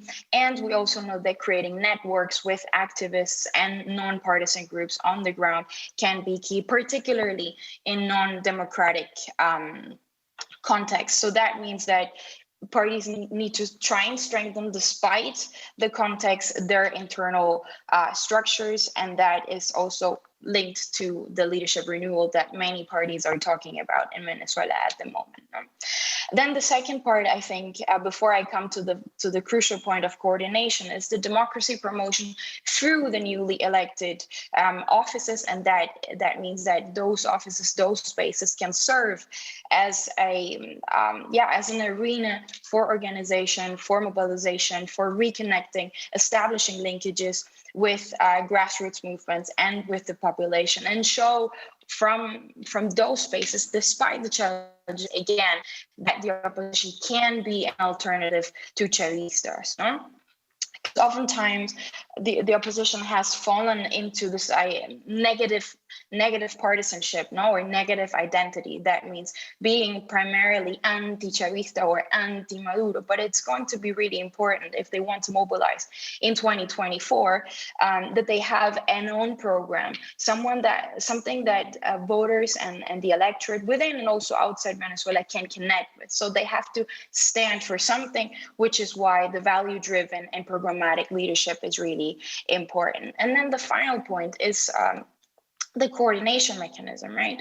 So after doing all this work that cannot be done overnight, obviously, parties and these different alliances that have emerged need to decide on a path forward. I really strongly believe from my own work, but also what we're seeing in other societies, is that the opposition will need coordination mechanisms. It's not enough to have a platform or aim. They really need internal decision-making rules and conflict resolution mechanisms so that there is a credible commitment within these partners, to pursue one strategy and one goal. And I think that that's going to be more likely amongst groups that share a strategy. What do I mean by this? I mean parties that have decided to, let's say, go the institutional and electoral path, right? So, but part of that coordination agreement needs to also be some sort of a body that can oversee these internal rules and that can implement these. Marianne, are you there? I think we lost Marianne. Okay, go ahead. Should I? I'm back. I'm sorry for my connectivity. Yeah. So I was saying that these internal rules are going to be essential, but not just the rules and the strategies. Let's say if a certain group of parties and movements have decided to go down the electoral and institutional path, it's going to be important to have a decentralized and a more collective horizontal mechanism that can oversee the implementation of those rules, if that makes sense. So the big problem with or platforms like Frente Amplio or Plataforma Unitaria is that it didn't have those rules and it didn't have a body that could oversee the implementation of those rules. So looking forward, I think that's going to be really key. Thank you so much, Marianne. So perhaps now we turn to Javier Niño Pérez. Javier, the last time that the European Union set out a specific policy in relation to Venezuela was earlier this year, and I think that that policy very much set out what was going to happen this year. First, with a decision to engage all relevant stakeholders in Venezuela, despite the differences that the EU has, mainly with the government. Also a recognition of, the diversity within the opposition. And then this road of political participation and, being as helpful as the EU can, specifically on the issue of electoral observation. So perhaps my first question to you is, the elections just passed. We have already a preliminary statement from the mission, and obviously now everybody's thinking about so what's next for 2022, 2023, and perhaps the key event in 2024. So do you think that those variables set out in the council's conclusions early this year still apply, or perhaps we are walking towards a change of policy in the EU towards Venezuela? Many thanks, Mariano. Can you hear me? Well, okay.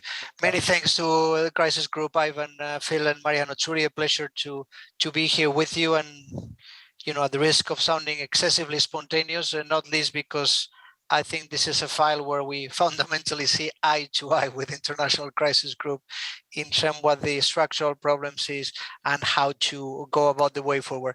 Mariano, the straightforward answer to your question is yes. I think the main principles and the spirit of those council conclusions remain valid and can be summed up quite simplistically, maybe in two ways. One is that we need to apply a policy of principle pragmatism when it comes to Venezuela. This is the name of the game. I mean,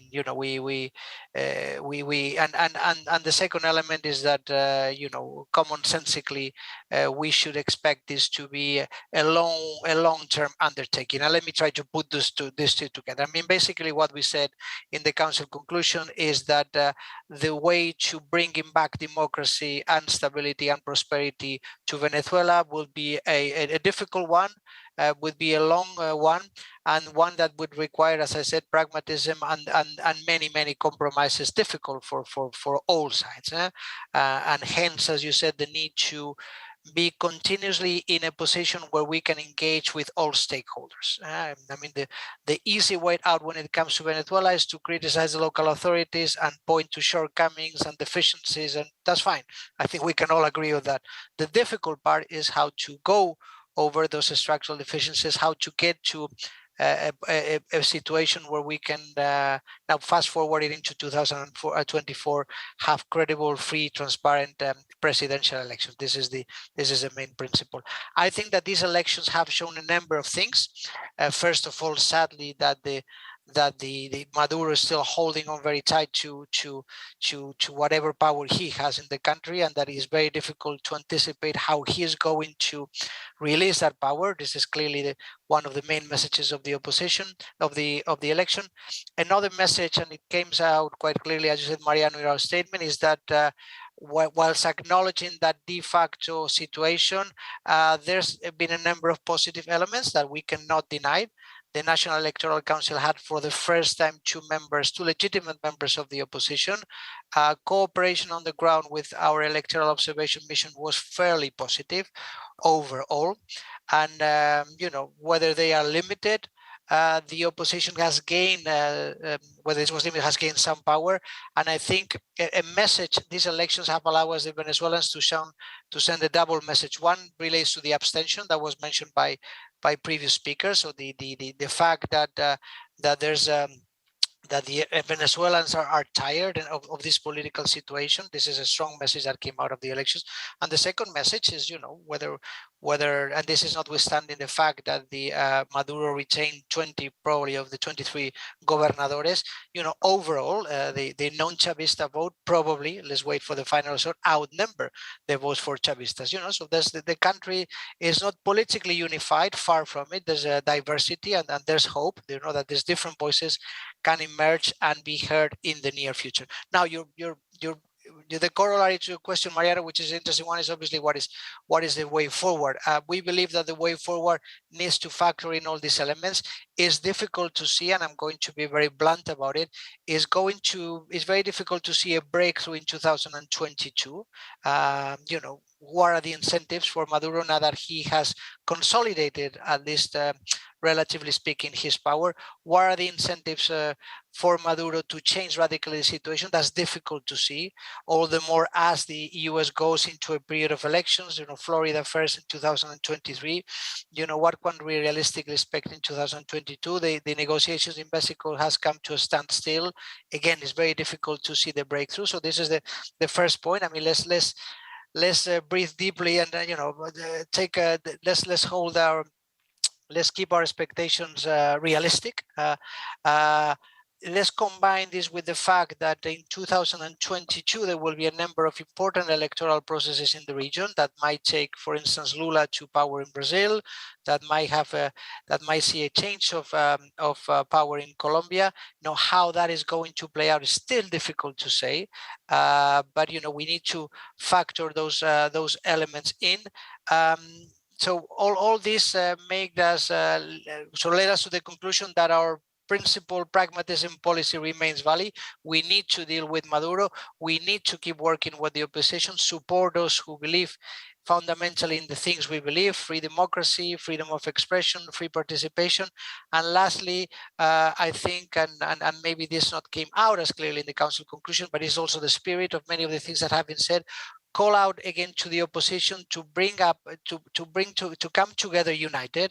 I mean, sadly, as you have mentioned, had the opposition been completely united in these elections, the result would have been slightly different, and this is a bit of a shame. So without withholding the need to to keep criticizing the Maduro for his shortcomings, I think. Given the resilience of Maduro, we also need to focus on the opposition and being, as I said, very persistent in sending a message of unity. Mike had made a number of very, very good points, but one inevitably important one is, the one of leadership. Who should be the leader of the Venezuelan opposition? How do we read the results of the elections in terms of the legitimacy of the different leaderships? And this is a very difficult process that the opposition has to go through. But fundamentally, and to not to be too long, Mariano, I think we believe that the spirit of the council conclusion of 2020 remain valid. Thank you, Javier. Just a quick follow-up before I go to Phil again. Javier, perhaps one of the main challenges that the EU will face, and we have already seen this, is that in the run-up to the election, and now after the election has passed and the electoral observation mission issued that preliminary declaration, is that many factors within the government are basically trying to undermine the validity of the report, of the declaration, the validity of the mission, and obviously, eventually the validity of that final report. Basically, the government, thinks that the EU is biased in favor of the opposition, and then that the EU is trying to impose its democracy model in Venezuela. So perhaps one of the big challenges, or I would say that the EU has two really key challenges moving forward. One is, how to actually work with the government, and it will need the help of other international actors to actually advance in those further electoral guarantees. That's the first challenge. And second, I think that the EU will have the challenge of how to avoid that the government simply closes the door to its engagement to the EU, and the most clear way it could do so is not allowing further electoral observation missions in other elections in Venezuela. So what's the thinking right now on how to deal with that great challenge? I mean, let me start by saying that, when we went into this process, when we decided to send an electoral observation mission, we knew that we would be criticized by both sides, obviously, inevitably. It was almost a lose-lose situation that we thought we could turn into a win-win. And I think that has been the case, actually, paradoxically. I mean, first of all, let me start by stating something that is important. We went into Venezuela at the request of the Venezuelan government. There was an official request by the Venezuelan government for the EU to go and observe the elections. Now, the Venezuelan government was very well aware of what we do when we send an electoral observation mission. We have sent hundreds of those missions to very difficult countries in the past decades. And they knew that our electoral observation missions have very high standards, and they would look very thoroughly into what was going to happen before, during, and after the elections. So whatever comments the Maduro has on the electoral observation measure are legitimate, but they shouldn't come, what the final result of the election shouldn't come as a surprise to him. And we should take things with a bit of a grain of salt and put in things in the political context of Venezuela. This is one important element that we need to keep in mind. The second element that we need to keep in mind is that our assessment of the cooperation with the Maduro regime has been fairly positive in terms of what has happened on the ground. I'm not saying about the conditions that presided over the electoral process, but I mean the cooperation with local authorities were very good, and this has been acknowledged by all the participants in the mission. And this gives us some hope that despite of the criticism, there is an interest in Maduro and his entourage to see how they could progressively make progress in case they are interested in holding credible and free, transparent election in 2024, which still remains to be seen. But I hardly see how they would ask for an electoral observation mission and how would cooperate so effectively with us if they weren't at least slightly interested in assessing the possibility of working together towards in 2024. As I said, I don't want to sound too optimistic, because it's difficult to sound optimistic in Venezuela and knowing how much Maduro wants to hold on to power. But at the same time, as I said, there's something that tells us, you know, that the fact that they requested this mission, the fact that cooperation was effective on the ground, maybe can come in usefully in 2 or 3 years' time, when and if there is the possibility to organize presidential elections, which is obviously the main objective. Now, what is going to happen now? Diosdado Cabello has already said that as far as he is concerned, the electoral observation mission should not return to publish the final report in January. Let's see what the final decision is. For us, it would be completely inconsistent with what has happened so far, because as I said, this was done on demand of the Venezuelan government, who knew very well what the electoral observation mission could, what was his mandate and what the outcome could or could not be. So, you know, I would be disappointed, obviously, if the mission is not allowed to return to Venezuela. But in my view, it wouldn't be consistent, and it would rather be publicly perceived as rather strange vis-a-vis Maduro, given what has happened so far. Thank you so much, Javier. Phil, perhaps I want to go back to the third part of my first question. And Marianne was saying something that I think it's very important, which is there was a very large abstention on this election. Obviously, there are multiple reasons for that, but still, abstention has, as Marianne was saying, it is sending a key message. There are already some political leaders that are saying that abstention was basically, as a message against those factors that within the opposition that participated. But my specific question to you is, what have you heard on the ground as how did Venezuelans see the election, and how are they reacting to the political conflict? Because there is this feeling that there is a very important part of the population that is basically fed up with the political conflict, doesn't want to know anything about politics, and are basically banking all their hopes in the little and unsustainable economic improvement that has arrived to the country as a consequence of dollarization. Phil. Yeah, I think it's a really interesting question. It's one of the reasons why I said at the beginning that I think it's actually, we have to be very cautious about interpreting what the electorate exactly is saying here. And there are a number of reasons, I think, for saying this. In terms of the overall abstention, which the CNE put at 59%, I think, nearly 3/5 of the electorate.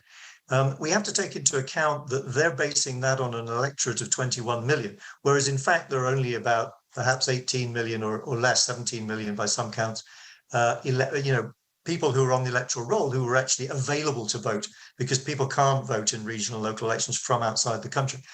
So that's one thing. The abstention may have been less when you look at it in terms of the reality. Also, and perhaps a more important point is, abstention was very patchy And it seems to me that where you had candidates, or particularly, depending obviously on local circumstances, but where you had candidates who were locally popular with a strong message, where people understood why they were going out to vote, people were absolutely prepared to go out and vote. Abstention, ironically enough, was extremely high in the municipalities of Caracas that are the heartland of middle-class opposition to Chavismo. But go to Zulia and look at the results there. There was quite a lot of enthusiasm in Zulia for turning out to vote, and Manuel Rosales and UNT in Zulia produced extraordinarily good results. So I think that the electorate in Venezuela is absolutely ripe for an opposition with a clear message, with good candidates, that acts together. Because one of the things that people have been saying to me in the last few days consistently is how frustrating that, we want change. And some of these candidates we don't even like very much, the opposition candidates, but we would even vote for them if they pulled together, if they came together, if there was a unified front, and if they gave us a message. And it's extremely frustrating for people to go out and cast their votes for what they consider to be opposition candidates. And of course, there's huge debate about who's opposition and who isn't. But they go out to vote essentially for change, and they find that the same old faces are returned because of the divisions in the opposition. So that's why I would say that you have to be very cautious about the way in which you interpret the phenomenon of abstention, which incidentally is also not that far from, clearly there have been in the past regional local elections where abstention has been much lower, but overall these are not elections that arouse the same degree of enthusiasm as a nationwide presidential or parliamentary election. Thank you so much, Phil. Actually, one of the key points you alluded to is that demand of unity within the opposition, and that actually allows me to turn back to Marianne and ask her, obviously you have studied in depth how can why the opposition coordinates and why sometimes it doesn't. So my question is, in terms of next steps, in your view, what would be, let's say, the first or the three most important elements that would need to happen for the opposition to start walking towards a more coordinated stance, not only in electoral participation, but also in gaining the credibility within the population that they can really deliver that change, not only towards democracy, obviously, but also towards economic prosperity. And in that analysis, and I don't want to overcomplicate things, but in that analysis, I think that it is also very important if you could factor in something that is being widely discussed right now in Venezuela, which is that within the diversity of the quote unquote opposition, there are some elements that that are perceived by others in the opposition as co-opted or as working for the government. So that, I think, it's an additional challenge that needs to be accounted for. Marianne? Thank you, Mariano. Well, obviously, these are very, very important, but also big questions that would really have to carefully think about. I want to, before I go on to the elite question, right? So political elites, political parties, and so on and so forth. I think that it's really crucial to highlight that Venezuelans want to vote, unlike what some might believe. I think that, and this is what Phil was also conveying, is that where situation on the ground was really bad and there was an alternative that kept working, like for example in Zulia, and did not quit and did the work during several years, people went out and voted. And that's actually something really key, because it means that the work on sort of reinstitutionalizing the electoral route is important, and it can work, right? So you have a basis to work with. So even though there was some abstention, I think that it's crucial to highlight that Venezuelans still have this, let's say, need to participate and willing to go to the polls. Obviously, they need an alternative to vote for. So you asked me precisely about the elites. I think that this is about choices and about incentives. So the question is, how can incentives be shifted so that in these individual groups that now exist in Venezuela can work together? Again, I don't think that everyone can't coordinate to participate in elections with parties that don't want to participate in elections, if that makes sense, right? So everyone, or those who have a strategic vision about, let's say, regime collapse or intervention or any of these sorts, are not going to have incentives, I don't think, to be part of an electoral coalition, a broader coalition that can seek to liberalize let's say, negotiate liberalizing reforms until there's the big change that many hope for. So deciding who can, on the opposition map, who can be part of such a coalition is the first step. And then I think it's about choices as well, like I said. And those choices are, they also need to be created by society itself, and also I think helped by the international community. And that means that, for example, other leaders are also taken into account. So for the opposition to have a decentralized, more horizontal coordination platform, it's important that everyone, let's not say everyone has the equal weight, obviously, because parties bargain with the votes that they have, with the support that they have, with the limited resources that they have. But it's going to be important to have a broader, more plural alliance. Obviously, you asked me about these, these groups that seem to be co-opted.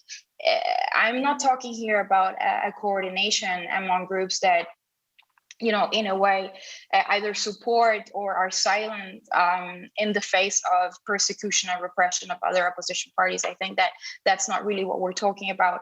So in these several coalitions that exist, I suppose that in those, for example, Alianza Democrática, where many say there are factors that are not co-opted, I think that it's important for them to distance themselves as well and try and seek coordination and cooperation with others in the more, let's say, traditional opposition. And traditional opposition parties would also, I suppose, it's an internal negotiation. They would also have to think about whether they want to accept a broader coordination agreement.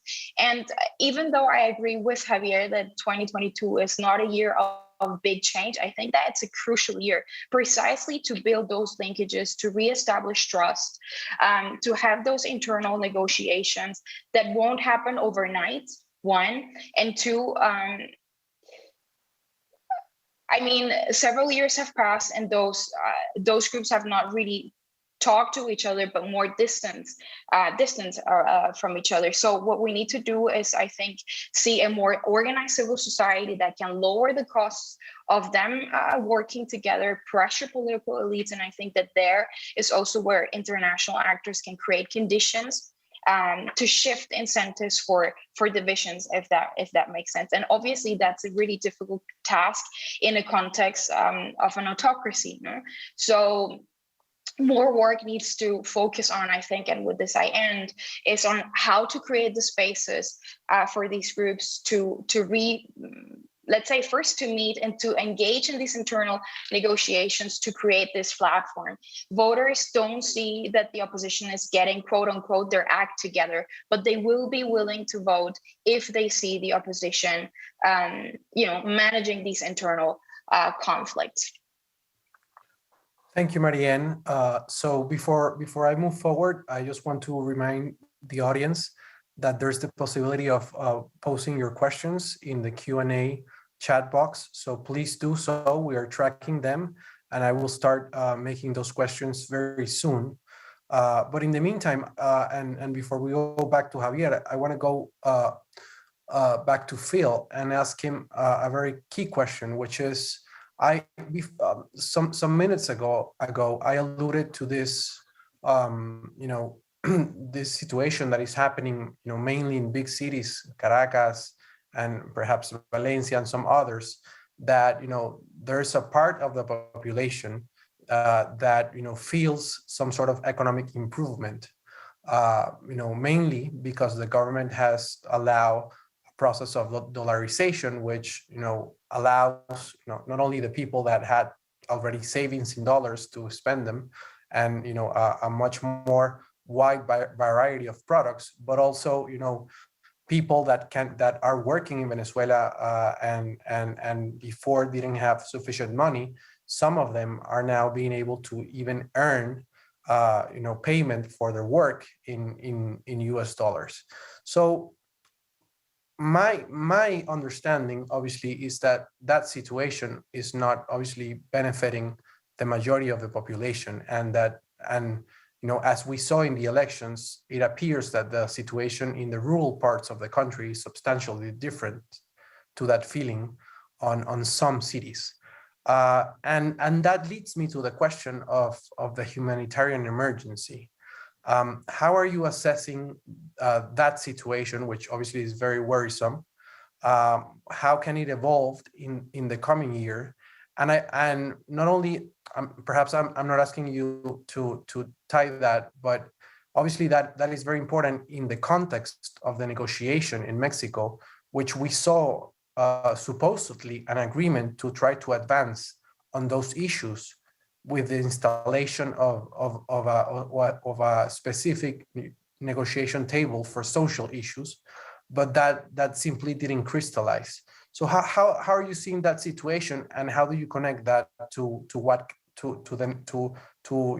possibilities of negotiating on those areas? Because then I want to go back to Javier and perhaps discuss a bit more about that negotiation and US policy. Phil. Yeah, it's very frustrating because obviously the political timetable, if you like, and the humanitarian timetable don't coincide. There's an enormous emergency going on in Venezuela, which has not stopped. We've seen some advances. We've seen the World Food Programme come in and start a pilot program feeding school children. That's a very important advance.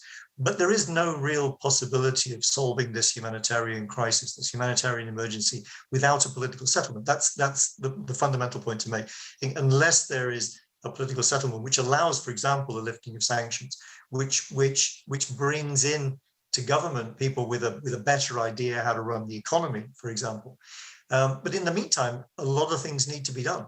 The exodus continues. It's quite extraordinary that we're seeing now something that would have been unthinkable just a few years back, which is, thousands of Venezuelan migrants crossing the US border on foot.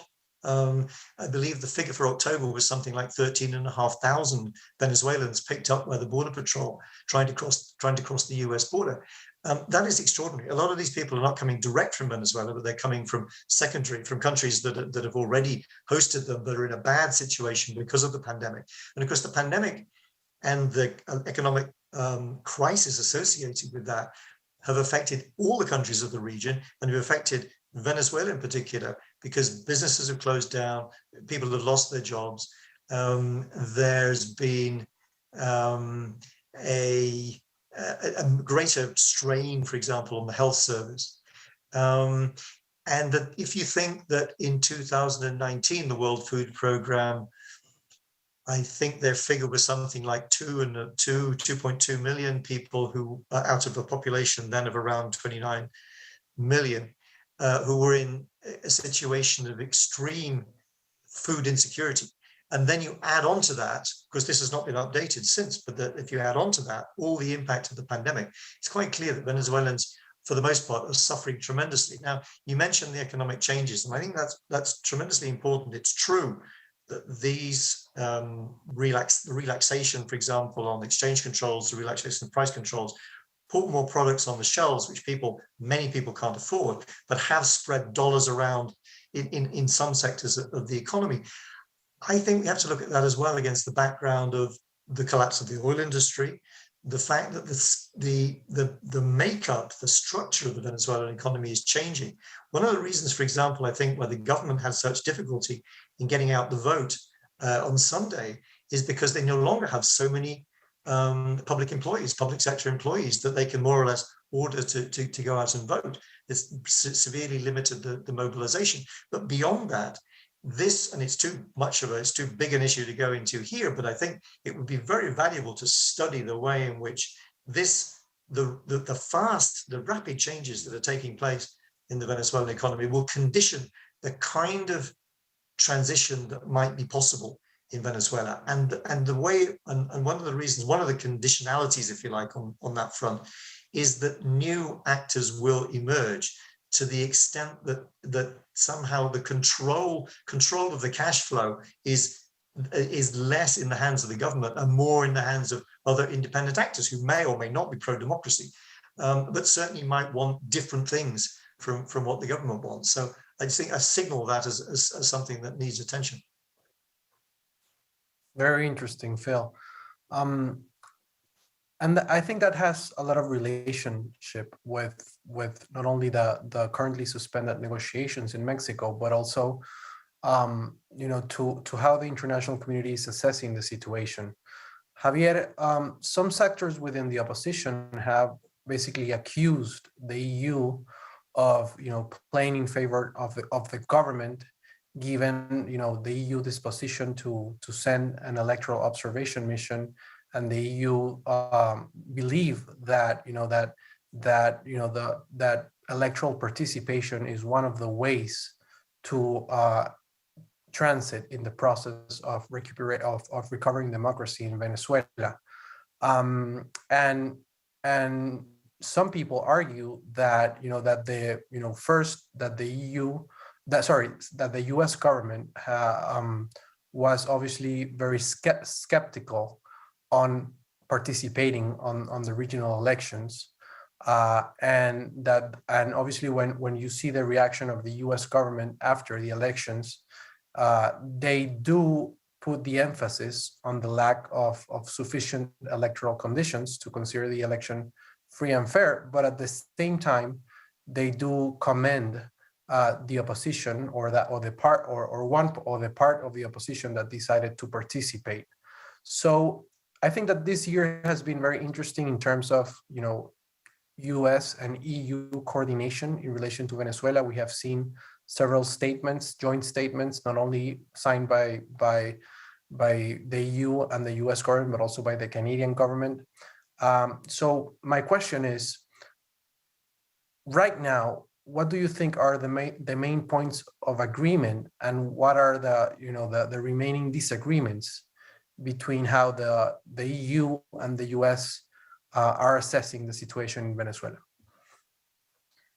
Very good, Mariano, good question. Let me just briefly touch upon your reference to the fact that we've been criticized for sending this electoral observation mission and thus sending a signal of some support in the government. Well, you just have to listen to what Diosdado Cabello said today about our mission, and it's exactly the opposite. And when we send out that mission, the fear in many quarters would be that this could serve to legitimize the elections and consider them free, transparent, and credible. I would challenge anyone, now the report is out, to tell me in which way our electoral observation mission has legitimized an election, and I would just refer them to the report and the main findings that keep pointing to structural challenges and the number of deficiencies. But anyhow, let's put that aside. You ask about the US. Listen, I don't want to go back to the previous administration. I don't think anyone in this room wants to go back to the previous administration. But if we focus on what has happened and what we see now, I think there's much more in common now than there was obviously 1.5 years ago in reference to a number of elements. Number one, I think there's wide consensus on the fact, and I don't want to praise excessively the International Crisis Group, because somebody might believe that I'm getting paid for this, but this is one of the main elements that you keep pointing to in your reports. There's no quick fix for the Venezuela solution. The previous administrations have a different take on this. At one point, they suggested that some something suddenly could happen that could transform Venezuela. Obviously, I don't think the new administration in the US believes that, and they are aware how complex and how long this process is going to be. And this is obviously an element where we come together, because this is something that the US have been long advocating for a very, very long time. This is a central element. Is going to take a long time, and is going to be full of compromises and difficult solutions. And the second element, you know, that and this is part of this is part, for instance, of the policy on sanctions. Mariano, you referred to the fact that we had a joint statement with the Canadians and the Americans on the 25th of June, and that statement for the first time put on the table openly the issue of the sanctions and how sanctions have to be brought into the equation to find a solution for Venezuela. This is the first time that the US administration has publicly spoken about sanctions being part of a negotiation process, and we consider that as something that, again, could help us work together. The second element, I think, where we see also eye to eye, and again, going back to the previous International Crisis Group report, is how we have to engage with the Americans, goes without saying, with the Canadians, but we have to talk to everyone, and we have to talk to those sort of less like-minded countries. The Russians, the Chinese, the Cubans, whether we like it or not, they play a role. And the Russians are actually physically part of the negotiation process. And I think, again, this is an element where we all can come up, the Americans and the EU and many others can come together and realize that this is going to be a common undertaking that would include those countries that are more sort of in favor of one view, and those who, you know, don't see eye to eye necessarily with us in terms of the deficiencies and shortcomings, democratic shortcomings in the system. And the third maybe interesting element, and this is something a bit more provocative that we haven't really discussed with the US as well, but I think what we need to find convergence is, again, to how to turn what is happening in Latin America, how to turn that into a process that could help us. Let me explain myself. We don't really know what is going to happen in 2022. We can't really see into the crystal ball, but changes have already happened in Peru, in Bolivia, and changes might happen in other countries like Colombia, Chile, and Brazil. The latter is particularly important, of course, because of the significance of Brazil. Now, let's anticipate, or let's foresee a scenario where Lula is elected in 2022, and maybe, and I'm saying maybe, there is also political change in Chile and Colombia that goes into the direction of a more pro-left-wing agenda in Latin America. I think this scenario is at the same time a bit problematic and a bit hopeful. And let me explain myself. It's a bit problematic because let's make no mistake. If Lula is elected in Brazil, if Petro is elected in Colombia, if Boric is elected in Chile, I don't think that Maduro is going to feel any weaker. Probably initially he will feel a bit stronger.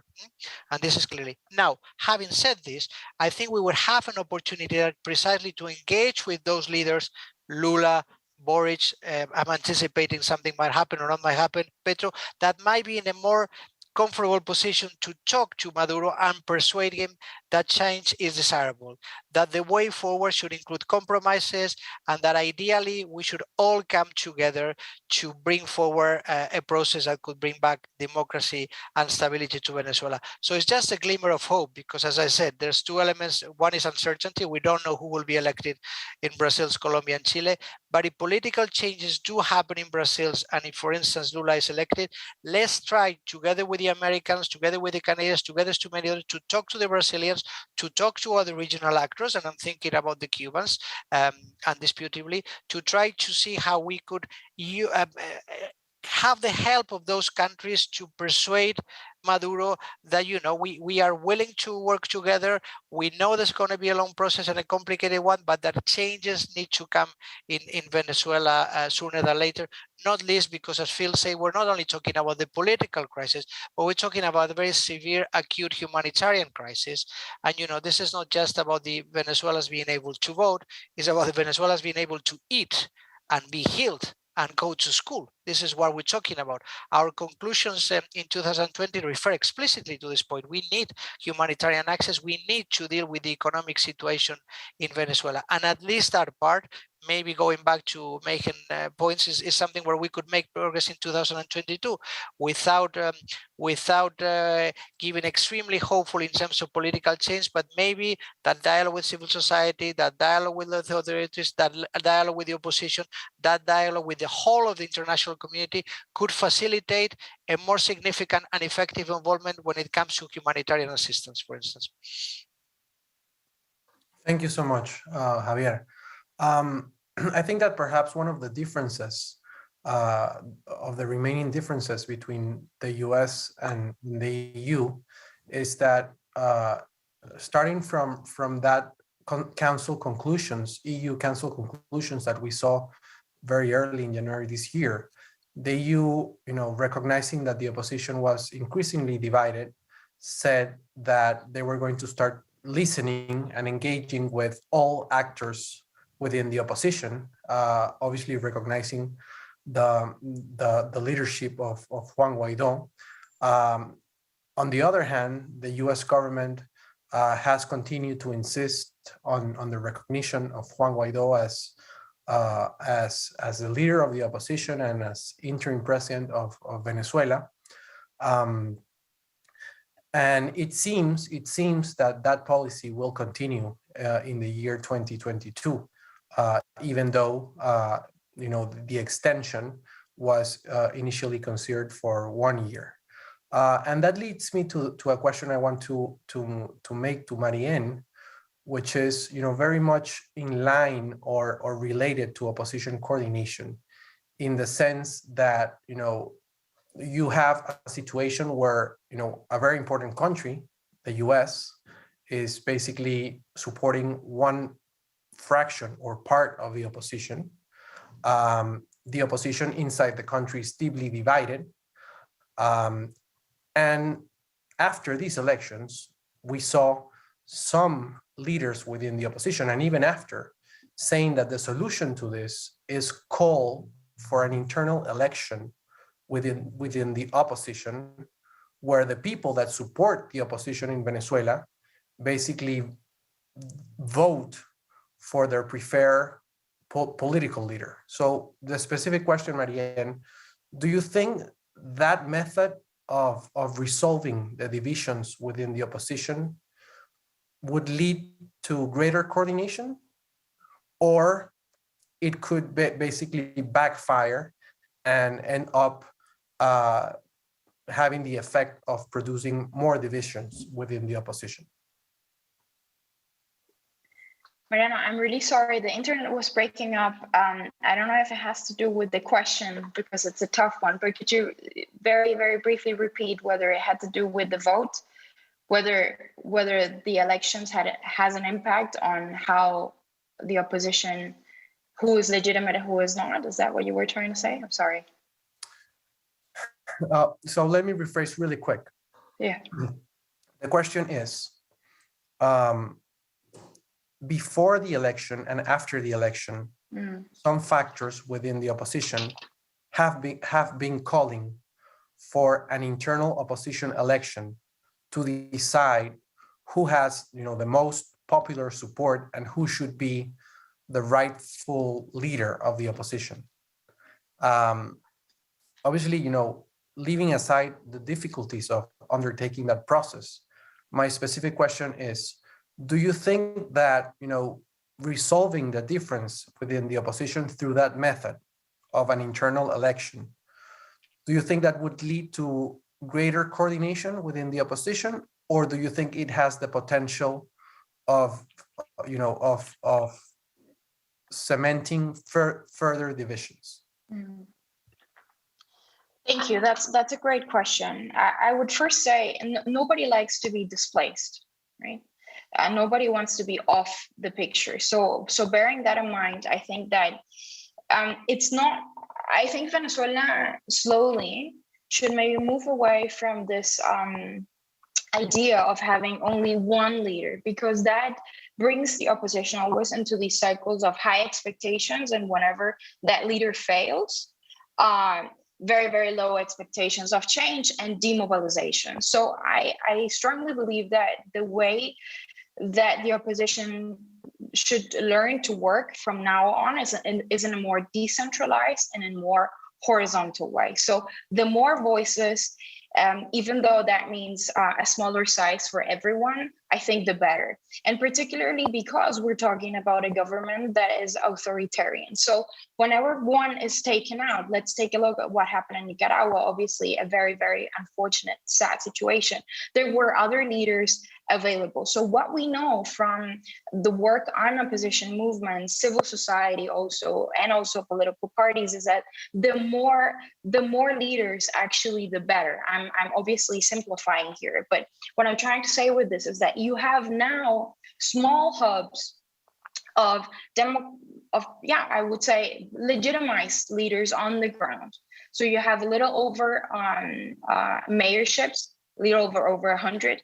You also have at least 3 governorships, and as Phil was saying, there are others that are being disputed. So those can become voices within the broader opposition camp. I think that the selection mechanism for a candidate is more prone prior to the presidential election. I think that, of course, the opposition should go. It had a good experience with the primaries in 2011, but decision making and strategy formation should not be, I don't think, in one person or sort of attached to one leader and one party alone, if that makes sense. I think that the selection of a candidate makes sense in the face of a presidential election, but it doesn't make sense, to me at least, as a way to resolving who conducts the opposition. I think Venezuela needs to move away from a caudillo style types of politics. I mean, that's what has happened on the government side for over 2 decades. So the opposition, I think, should represent something completely different. So a more horizontal, pluralistic, grassroots-based leadership. And obviously on a top elite level, and that's what I was trying to convey in my first comments, is that the way to renew the leadership is not just by having one new Guaidó or one new Enrique Capriles. It's also by renewing political parties from within. So maybe it's way to start by redemocratizing internal mechanisms through elections, for example. No? And I think that instead of dividing and sort of reducing the number of political leaders, they should multiply them. And I think that now the past elections represent an opportunity there, and not only the opportunity, it's a change of the internal political map, whether some leaders like it or not. That's the new reality. New voices are there and will continue, I suppose, to emerge. And on the other hand, and on a positive note, I believe, if you take a look at some of the new leaders, let's say Primero Justicia or other parties that lost elections and then recognize that loss, they talk about a learning process, right, during this electoral event. And it's a different type of message. It's recognizing that a lot is still missing, but that a lot also can be done. So I think that, and wrapping up on your question, Mariano, I don't think that one big election is going to solve the leadership issue. And I don't think that centralization is the way forward for the opposition. I think quite to the contrary, what's really important is to decentralize and create horizontal mechanisms, which obviously does not mean that the leadership shouldn't renew itself. The way that the opposition can renew itself is one, which already occurred through the elections, but also through internal elections within these parties and the growth of these parties locally, which again, I know it's not an easy task, but it has been happening. It has happened in other societies. And I think if there is a focus and a shift within local actors, within civil society, but also within the international community, I think that pushing and helping the opposition to get to that place, can have a productive result, or can be I think that productive way forward for 2022, 2023 in the face of the presidential elections, which should take place in 2024. Thank you so much, Marianne. We're running out of time. We only have 5 minutes, but I want to perhaps wrap it up, making a question to Phil. Phil, perhaps in all this discussion about what comes next, what is a little what has been a little left behind is the Mexico negotiations. The government suspended its participation after the extradition of Alex Saab to the US. Just the day before the election, Maduro said that conditions are not ripe to go back to the table. How do you foresee that process evolving? What concessions do you think that the government could make in order to revive the likelihood that the process will actually deliver results, not only for the elites, but also for the Venezuelan people? And how do you assess the participation so far of the international actors, stakeholders in that process? Well, as you say, the process is suspended at the moment. It's not clear whether the government is going to go back. The government has said that it will. It's said that the process is suspended. It's not walking away.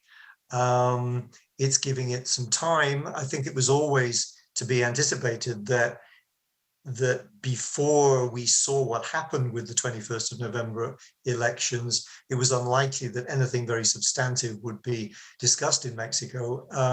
And I think one of the objectives that the government has, I think that the Saab stuff is a bit of a smokescreen. I mean, I think they're using that. I mean, the Saab stuff is important to them, but it's not germane to the issue of the elections themselves. They dragged Saab in as a supposed delegate to the talks, but that was merely in order to be able to make a big fuss when he was extradited. I think the question for the government now is, they want to see a different set of opposition figures facing them across the table.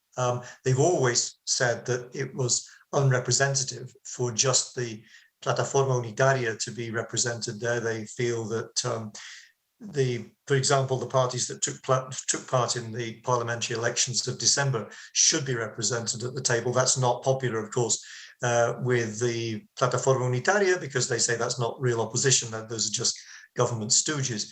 But more broadly, of course, any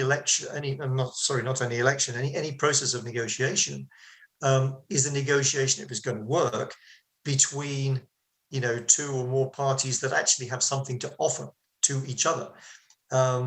Does the government feel that it's worth going back to the table because the people on the other side are going to be able to give it what it wants? And the government wants sanctions relief. The government wants international recognition.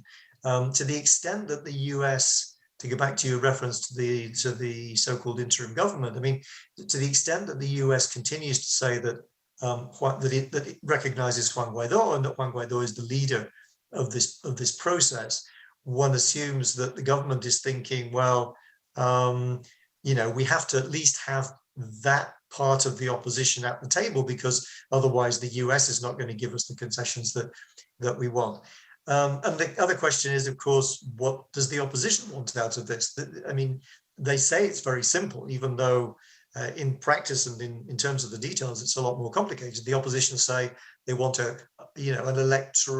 free and fair electoral process, if possible, bringing forward the presidential elections of 2024, but in a free and fair way. Now, as I said before, I mean, it does seem to me that there's, we have to be realistic, to echo Javier, we have to be realistic in our aspirations. The government is not going to go into a free and fair presidential election in 2024 if it thinks it's going to lose.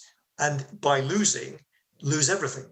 Lose not only political power, but lose possibly individuals' freedom, their assets. So that's not really on the cards. The question is, if in order to get people back at the table, and not just back at the table, but into a process that actually produces results. I mean, I think one of the things that needs to happen, for example, is that we need to activate not only the social mesa, the social table, it doesn't sound quite right in English, but the mesa de atención social that was agreed in Mexico and has not been set up. Not only that, which would be important if it were to work, although the signs obviously are not good, but beyond that, to implement the call in the Memorandum of Understanding from back in August, that a consultation mechanism be created so that those who are not represented at the table can have their say, can make their demands. And more broadly than that, going beyond even the question of the negotiations, we haven't really touched on this and we have to leave it in suspense really, but it would be wrong, I think, to leave without mentioning the tremendous role that I think civil society, organized civil society is called on to play at this point, because neither the government nor the opposition as currently constituted represent Venezuelans. I mean, even taken together, they don't even represent half of Venezuelans. There's a vast amount of people out there not represented in Mexico.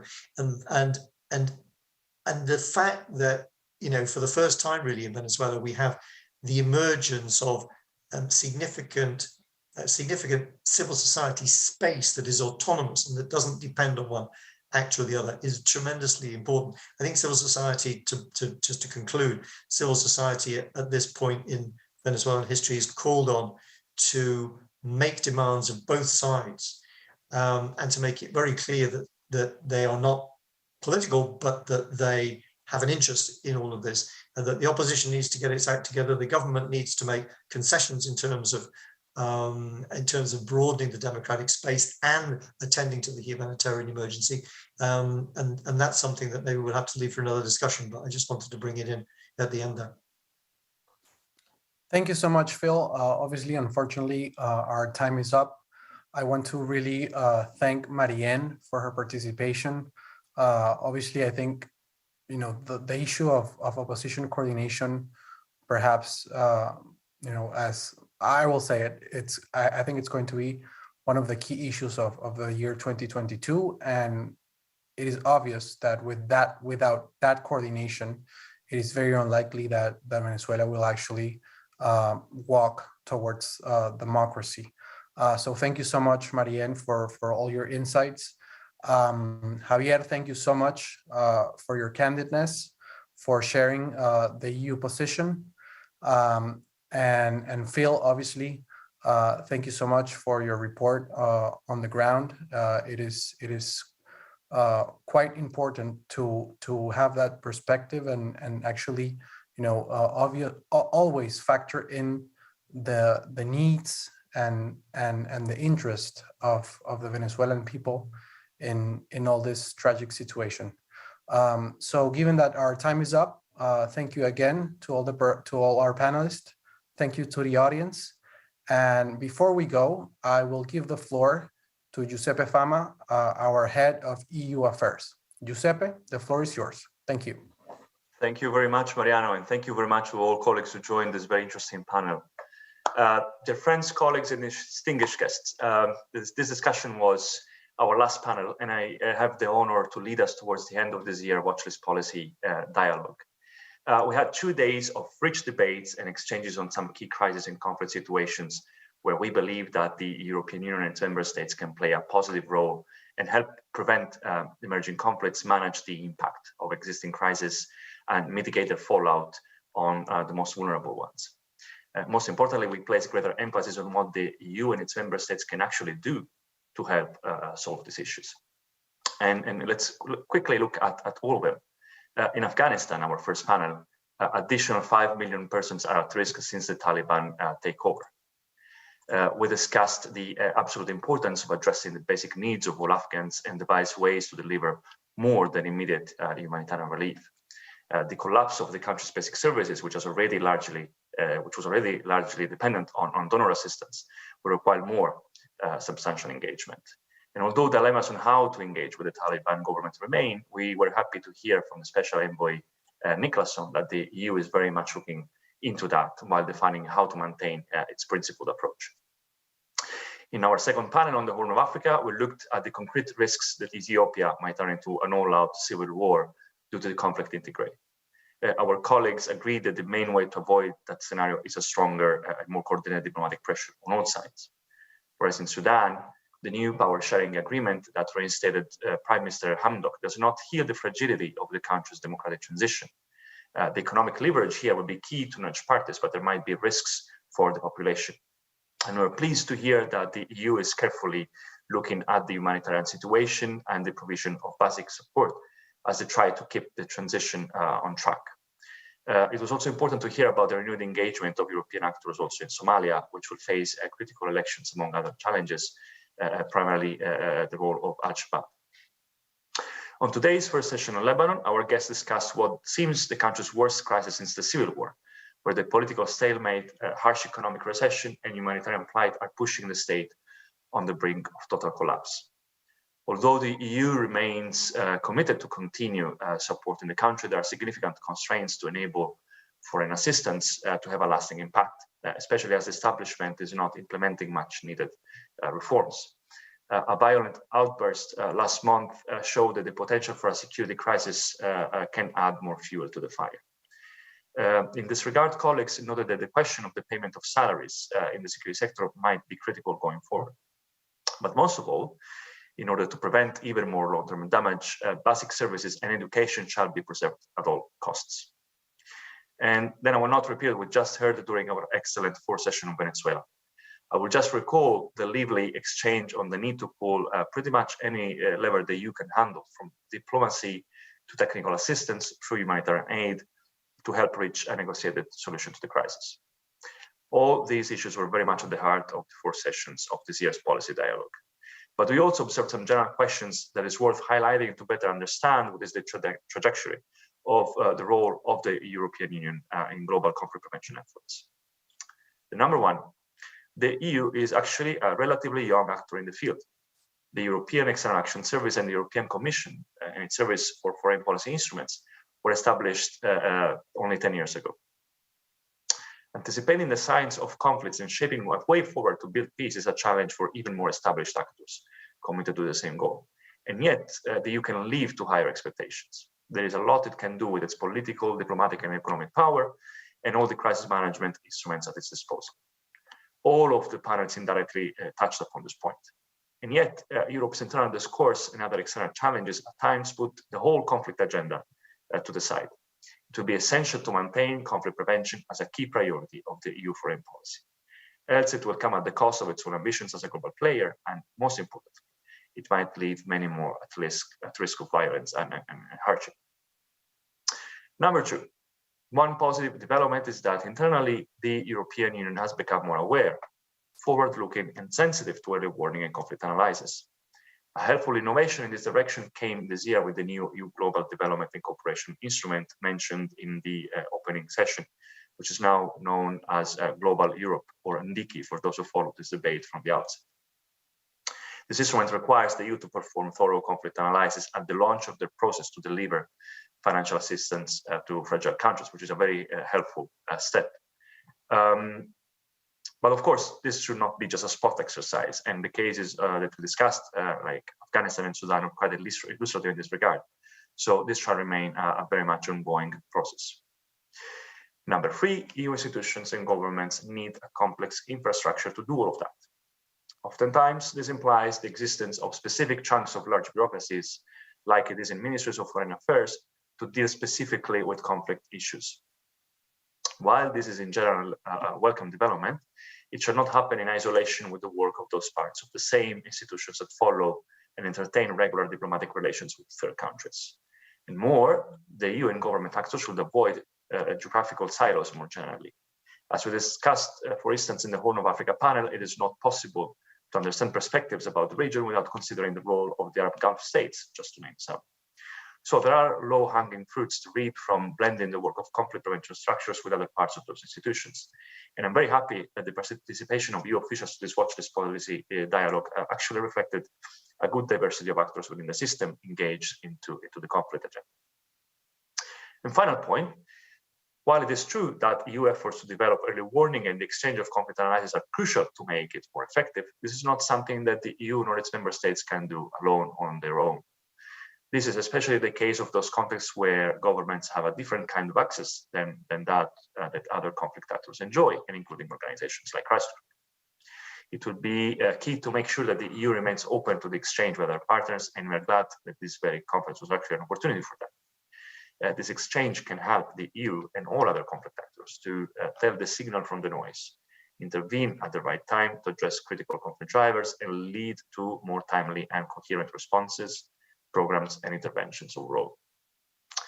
And this actually leads us to the end. We had a very lively exchange with the rich and diverse participation. My colleagues tell me that we had over 220 persons who registered and joined our calls, while additional 100 listeners followed us via our YouTube channel, where you will also find the full recording of this event. But this is not the end, and there is more to come in our plans already. Crisis Group will always continue looking at the EU's role to help prevent, mitigate, and solving deadly conflict. And indeed, we are already in the process of producing our new EU watch list for the year 2022, which we will present next January. And of course, there is much more coming through the work of our regional programs. And we encourage you to follow our main channels to learn much more about them. Before closing, let me also renew our thanks to the European Commission and the External Action Service who support this work, particularly via the instrument contributing to stability and peace. And let me thank very much all listeners, EU officials, diplomats, journalists, friends in the NGO community, and colleagues in crisis groups who joined and made this event possible. Let me particularly acknowledge my colleague Lavinia Pretoso, who deserves much of the credit for organizing this conference. And above all, thanks to all of you who keep following our work at the International Crisis Group and work in the same direction to take global conflict prevention efforts one step forward every time. Bye-bye, everyone.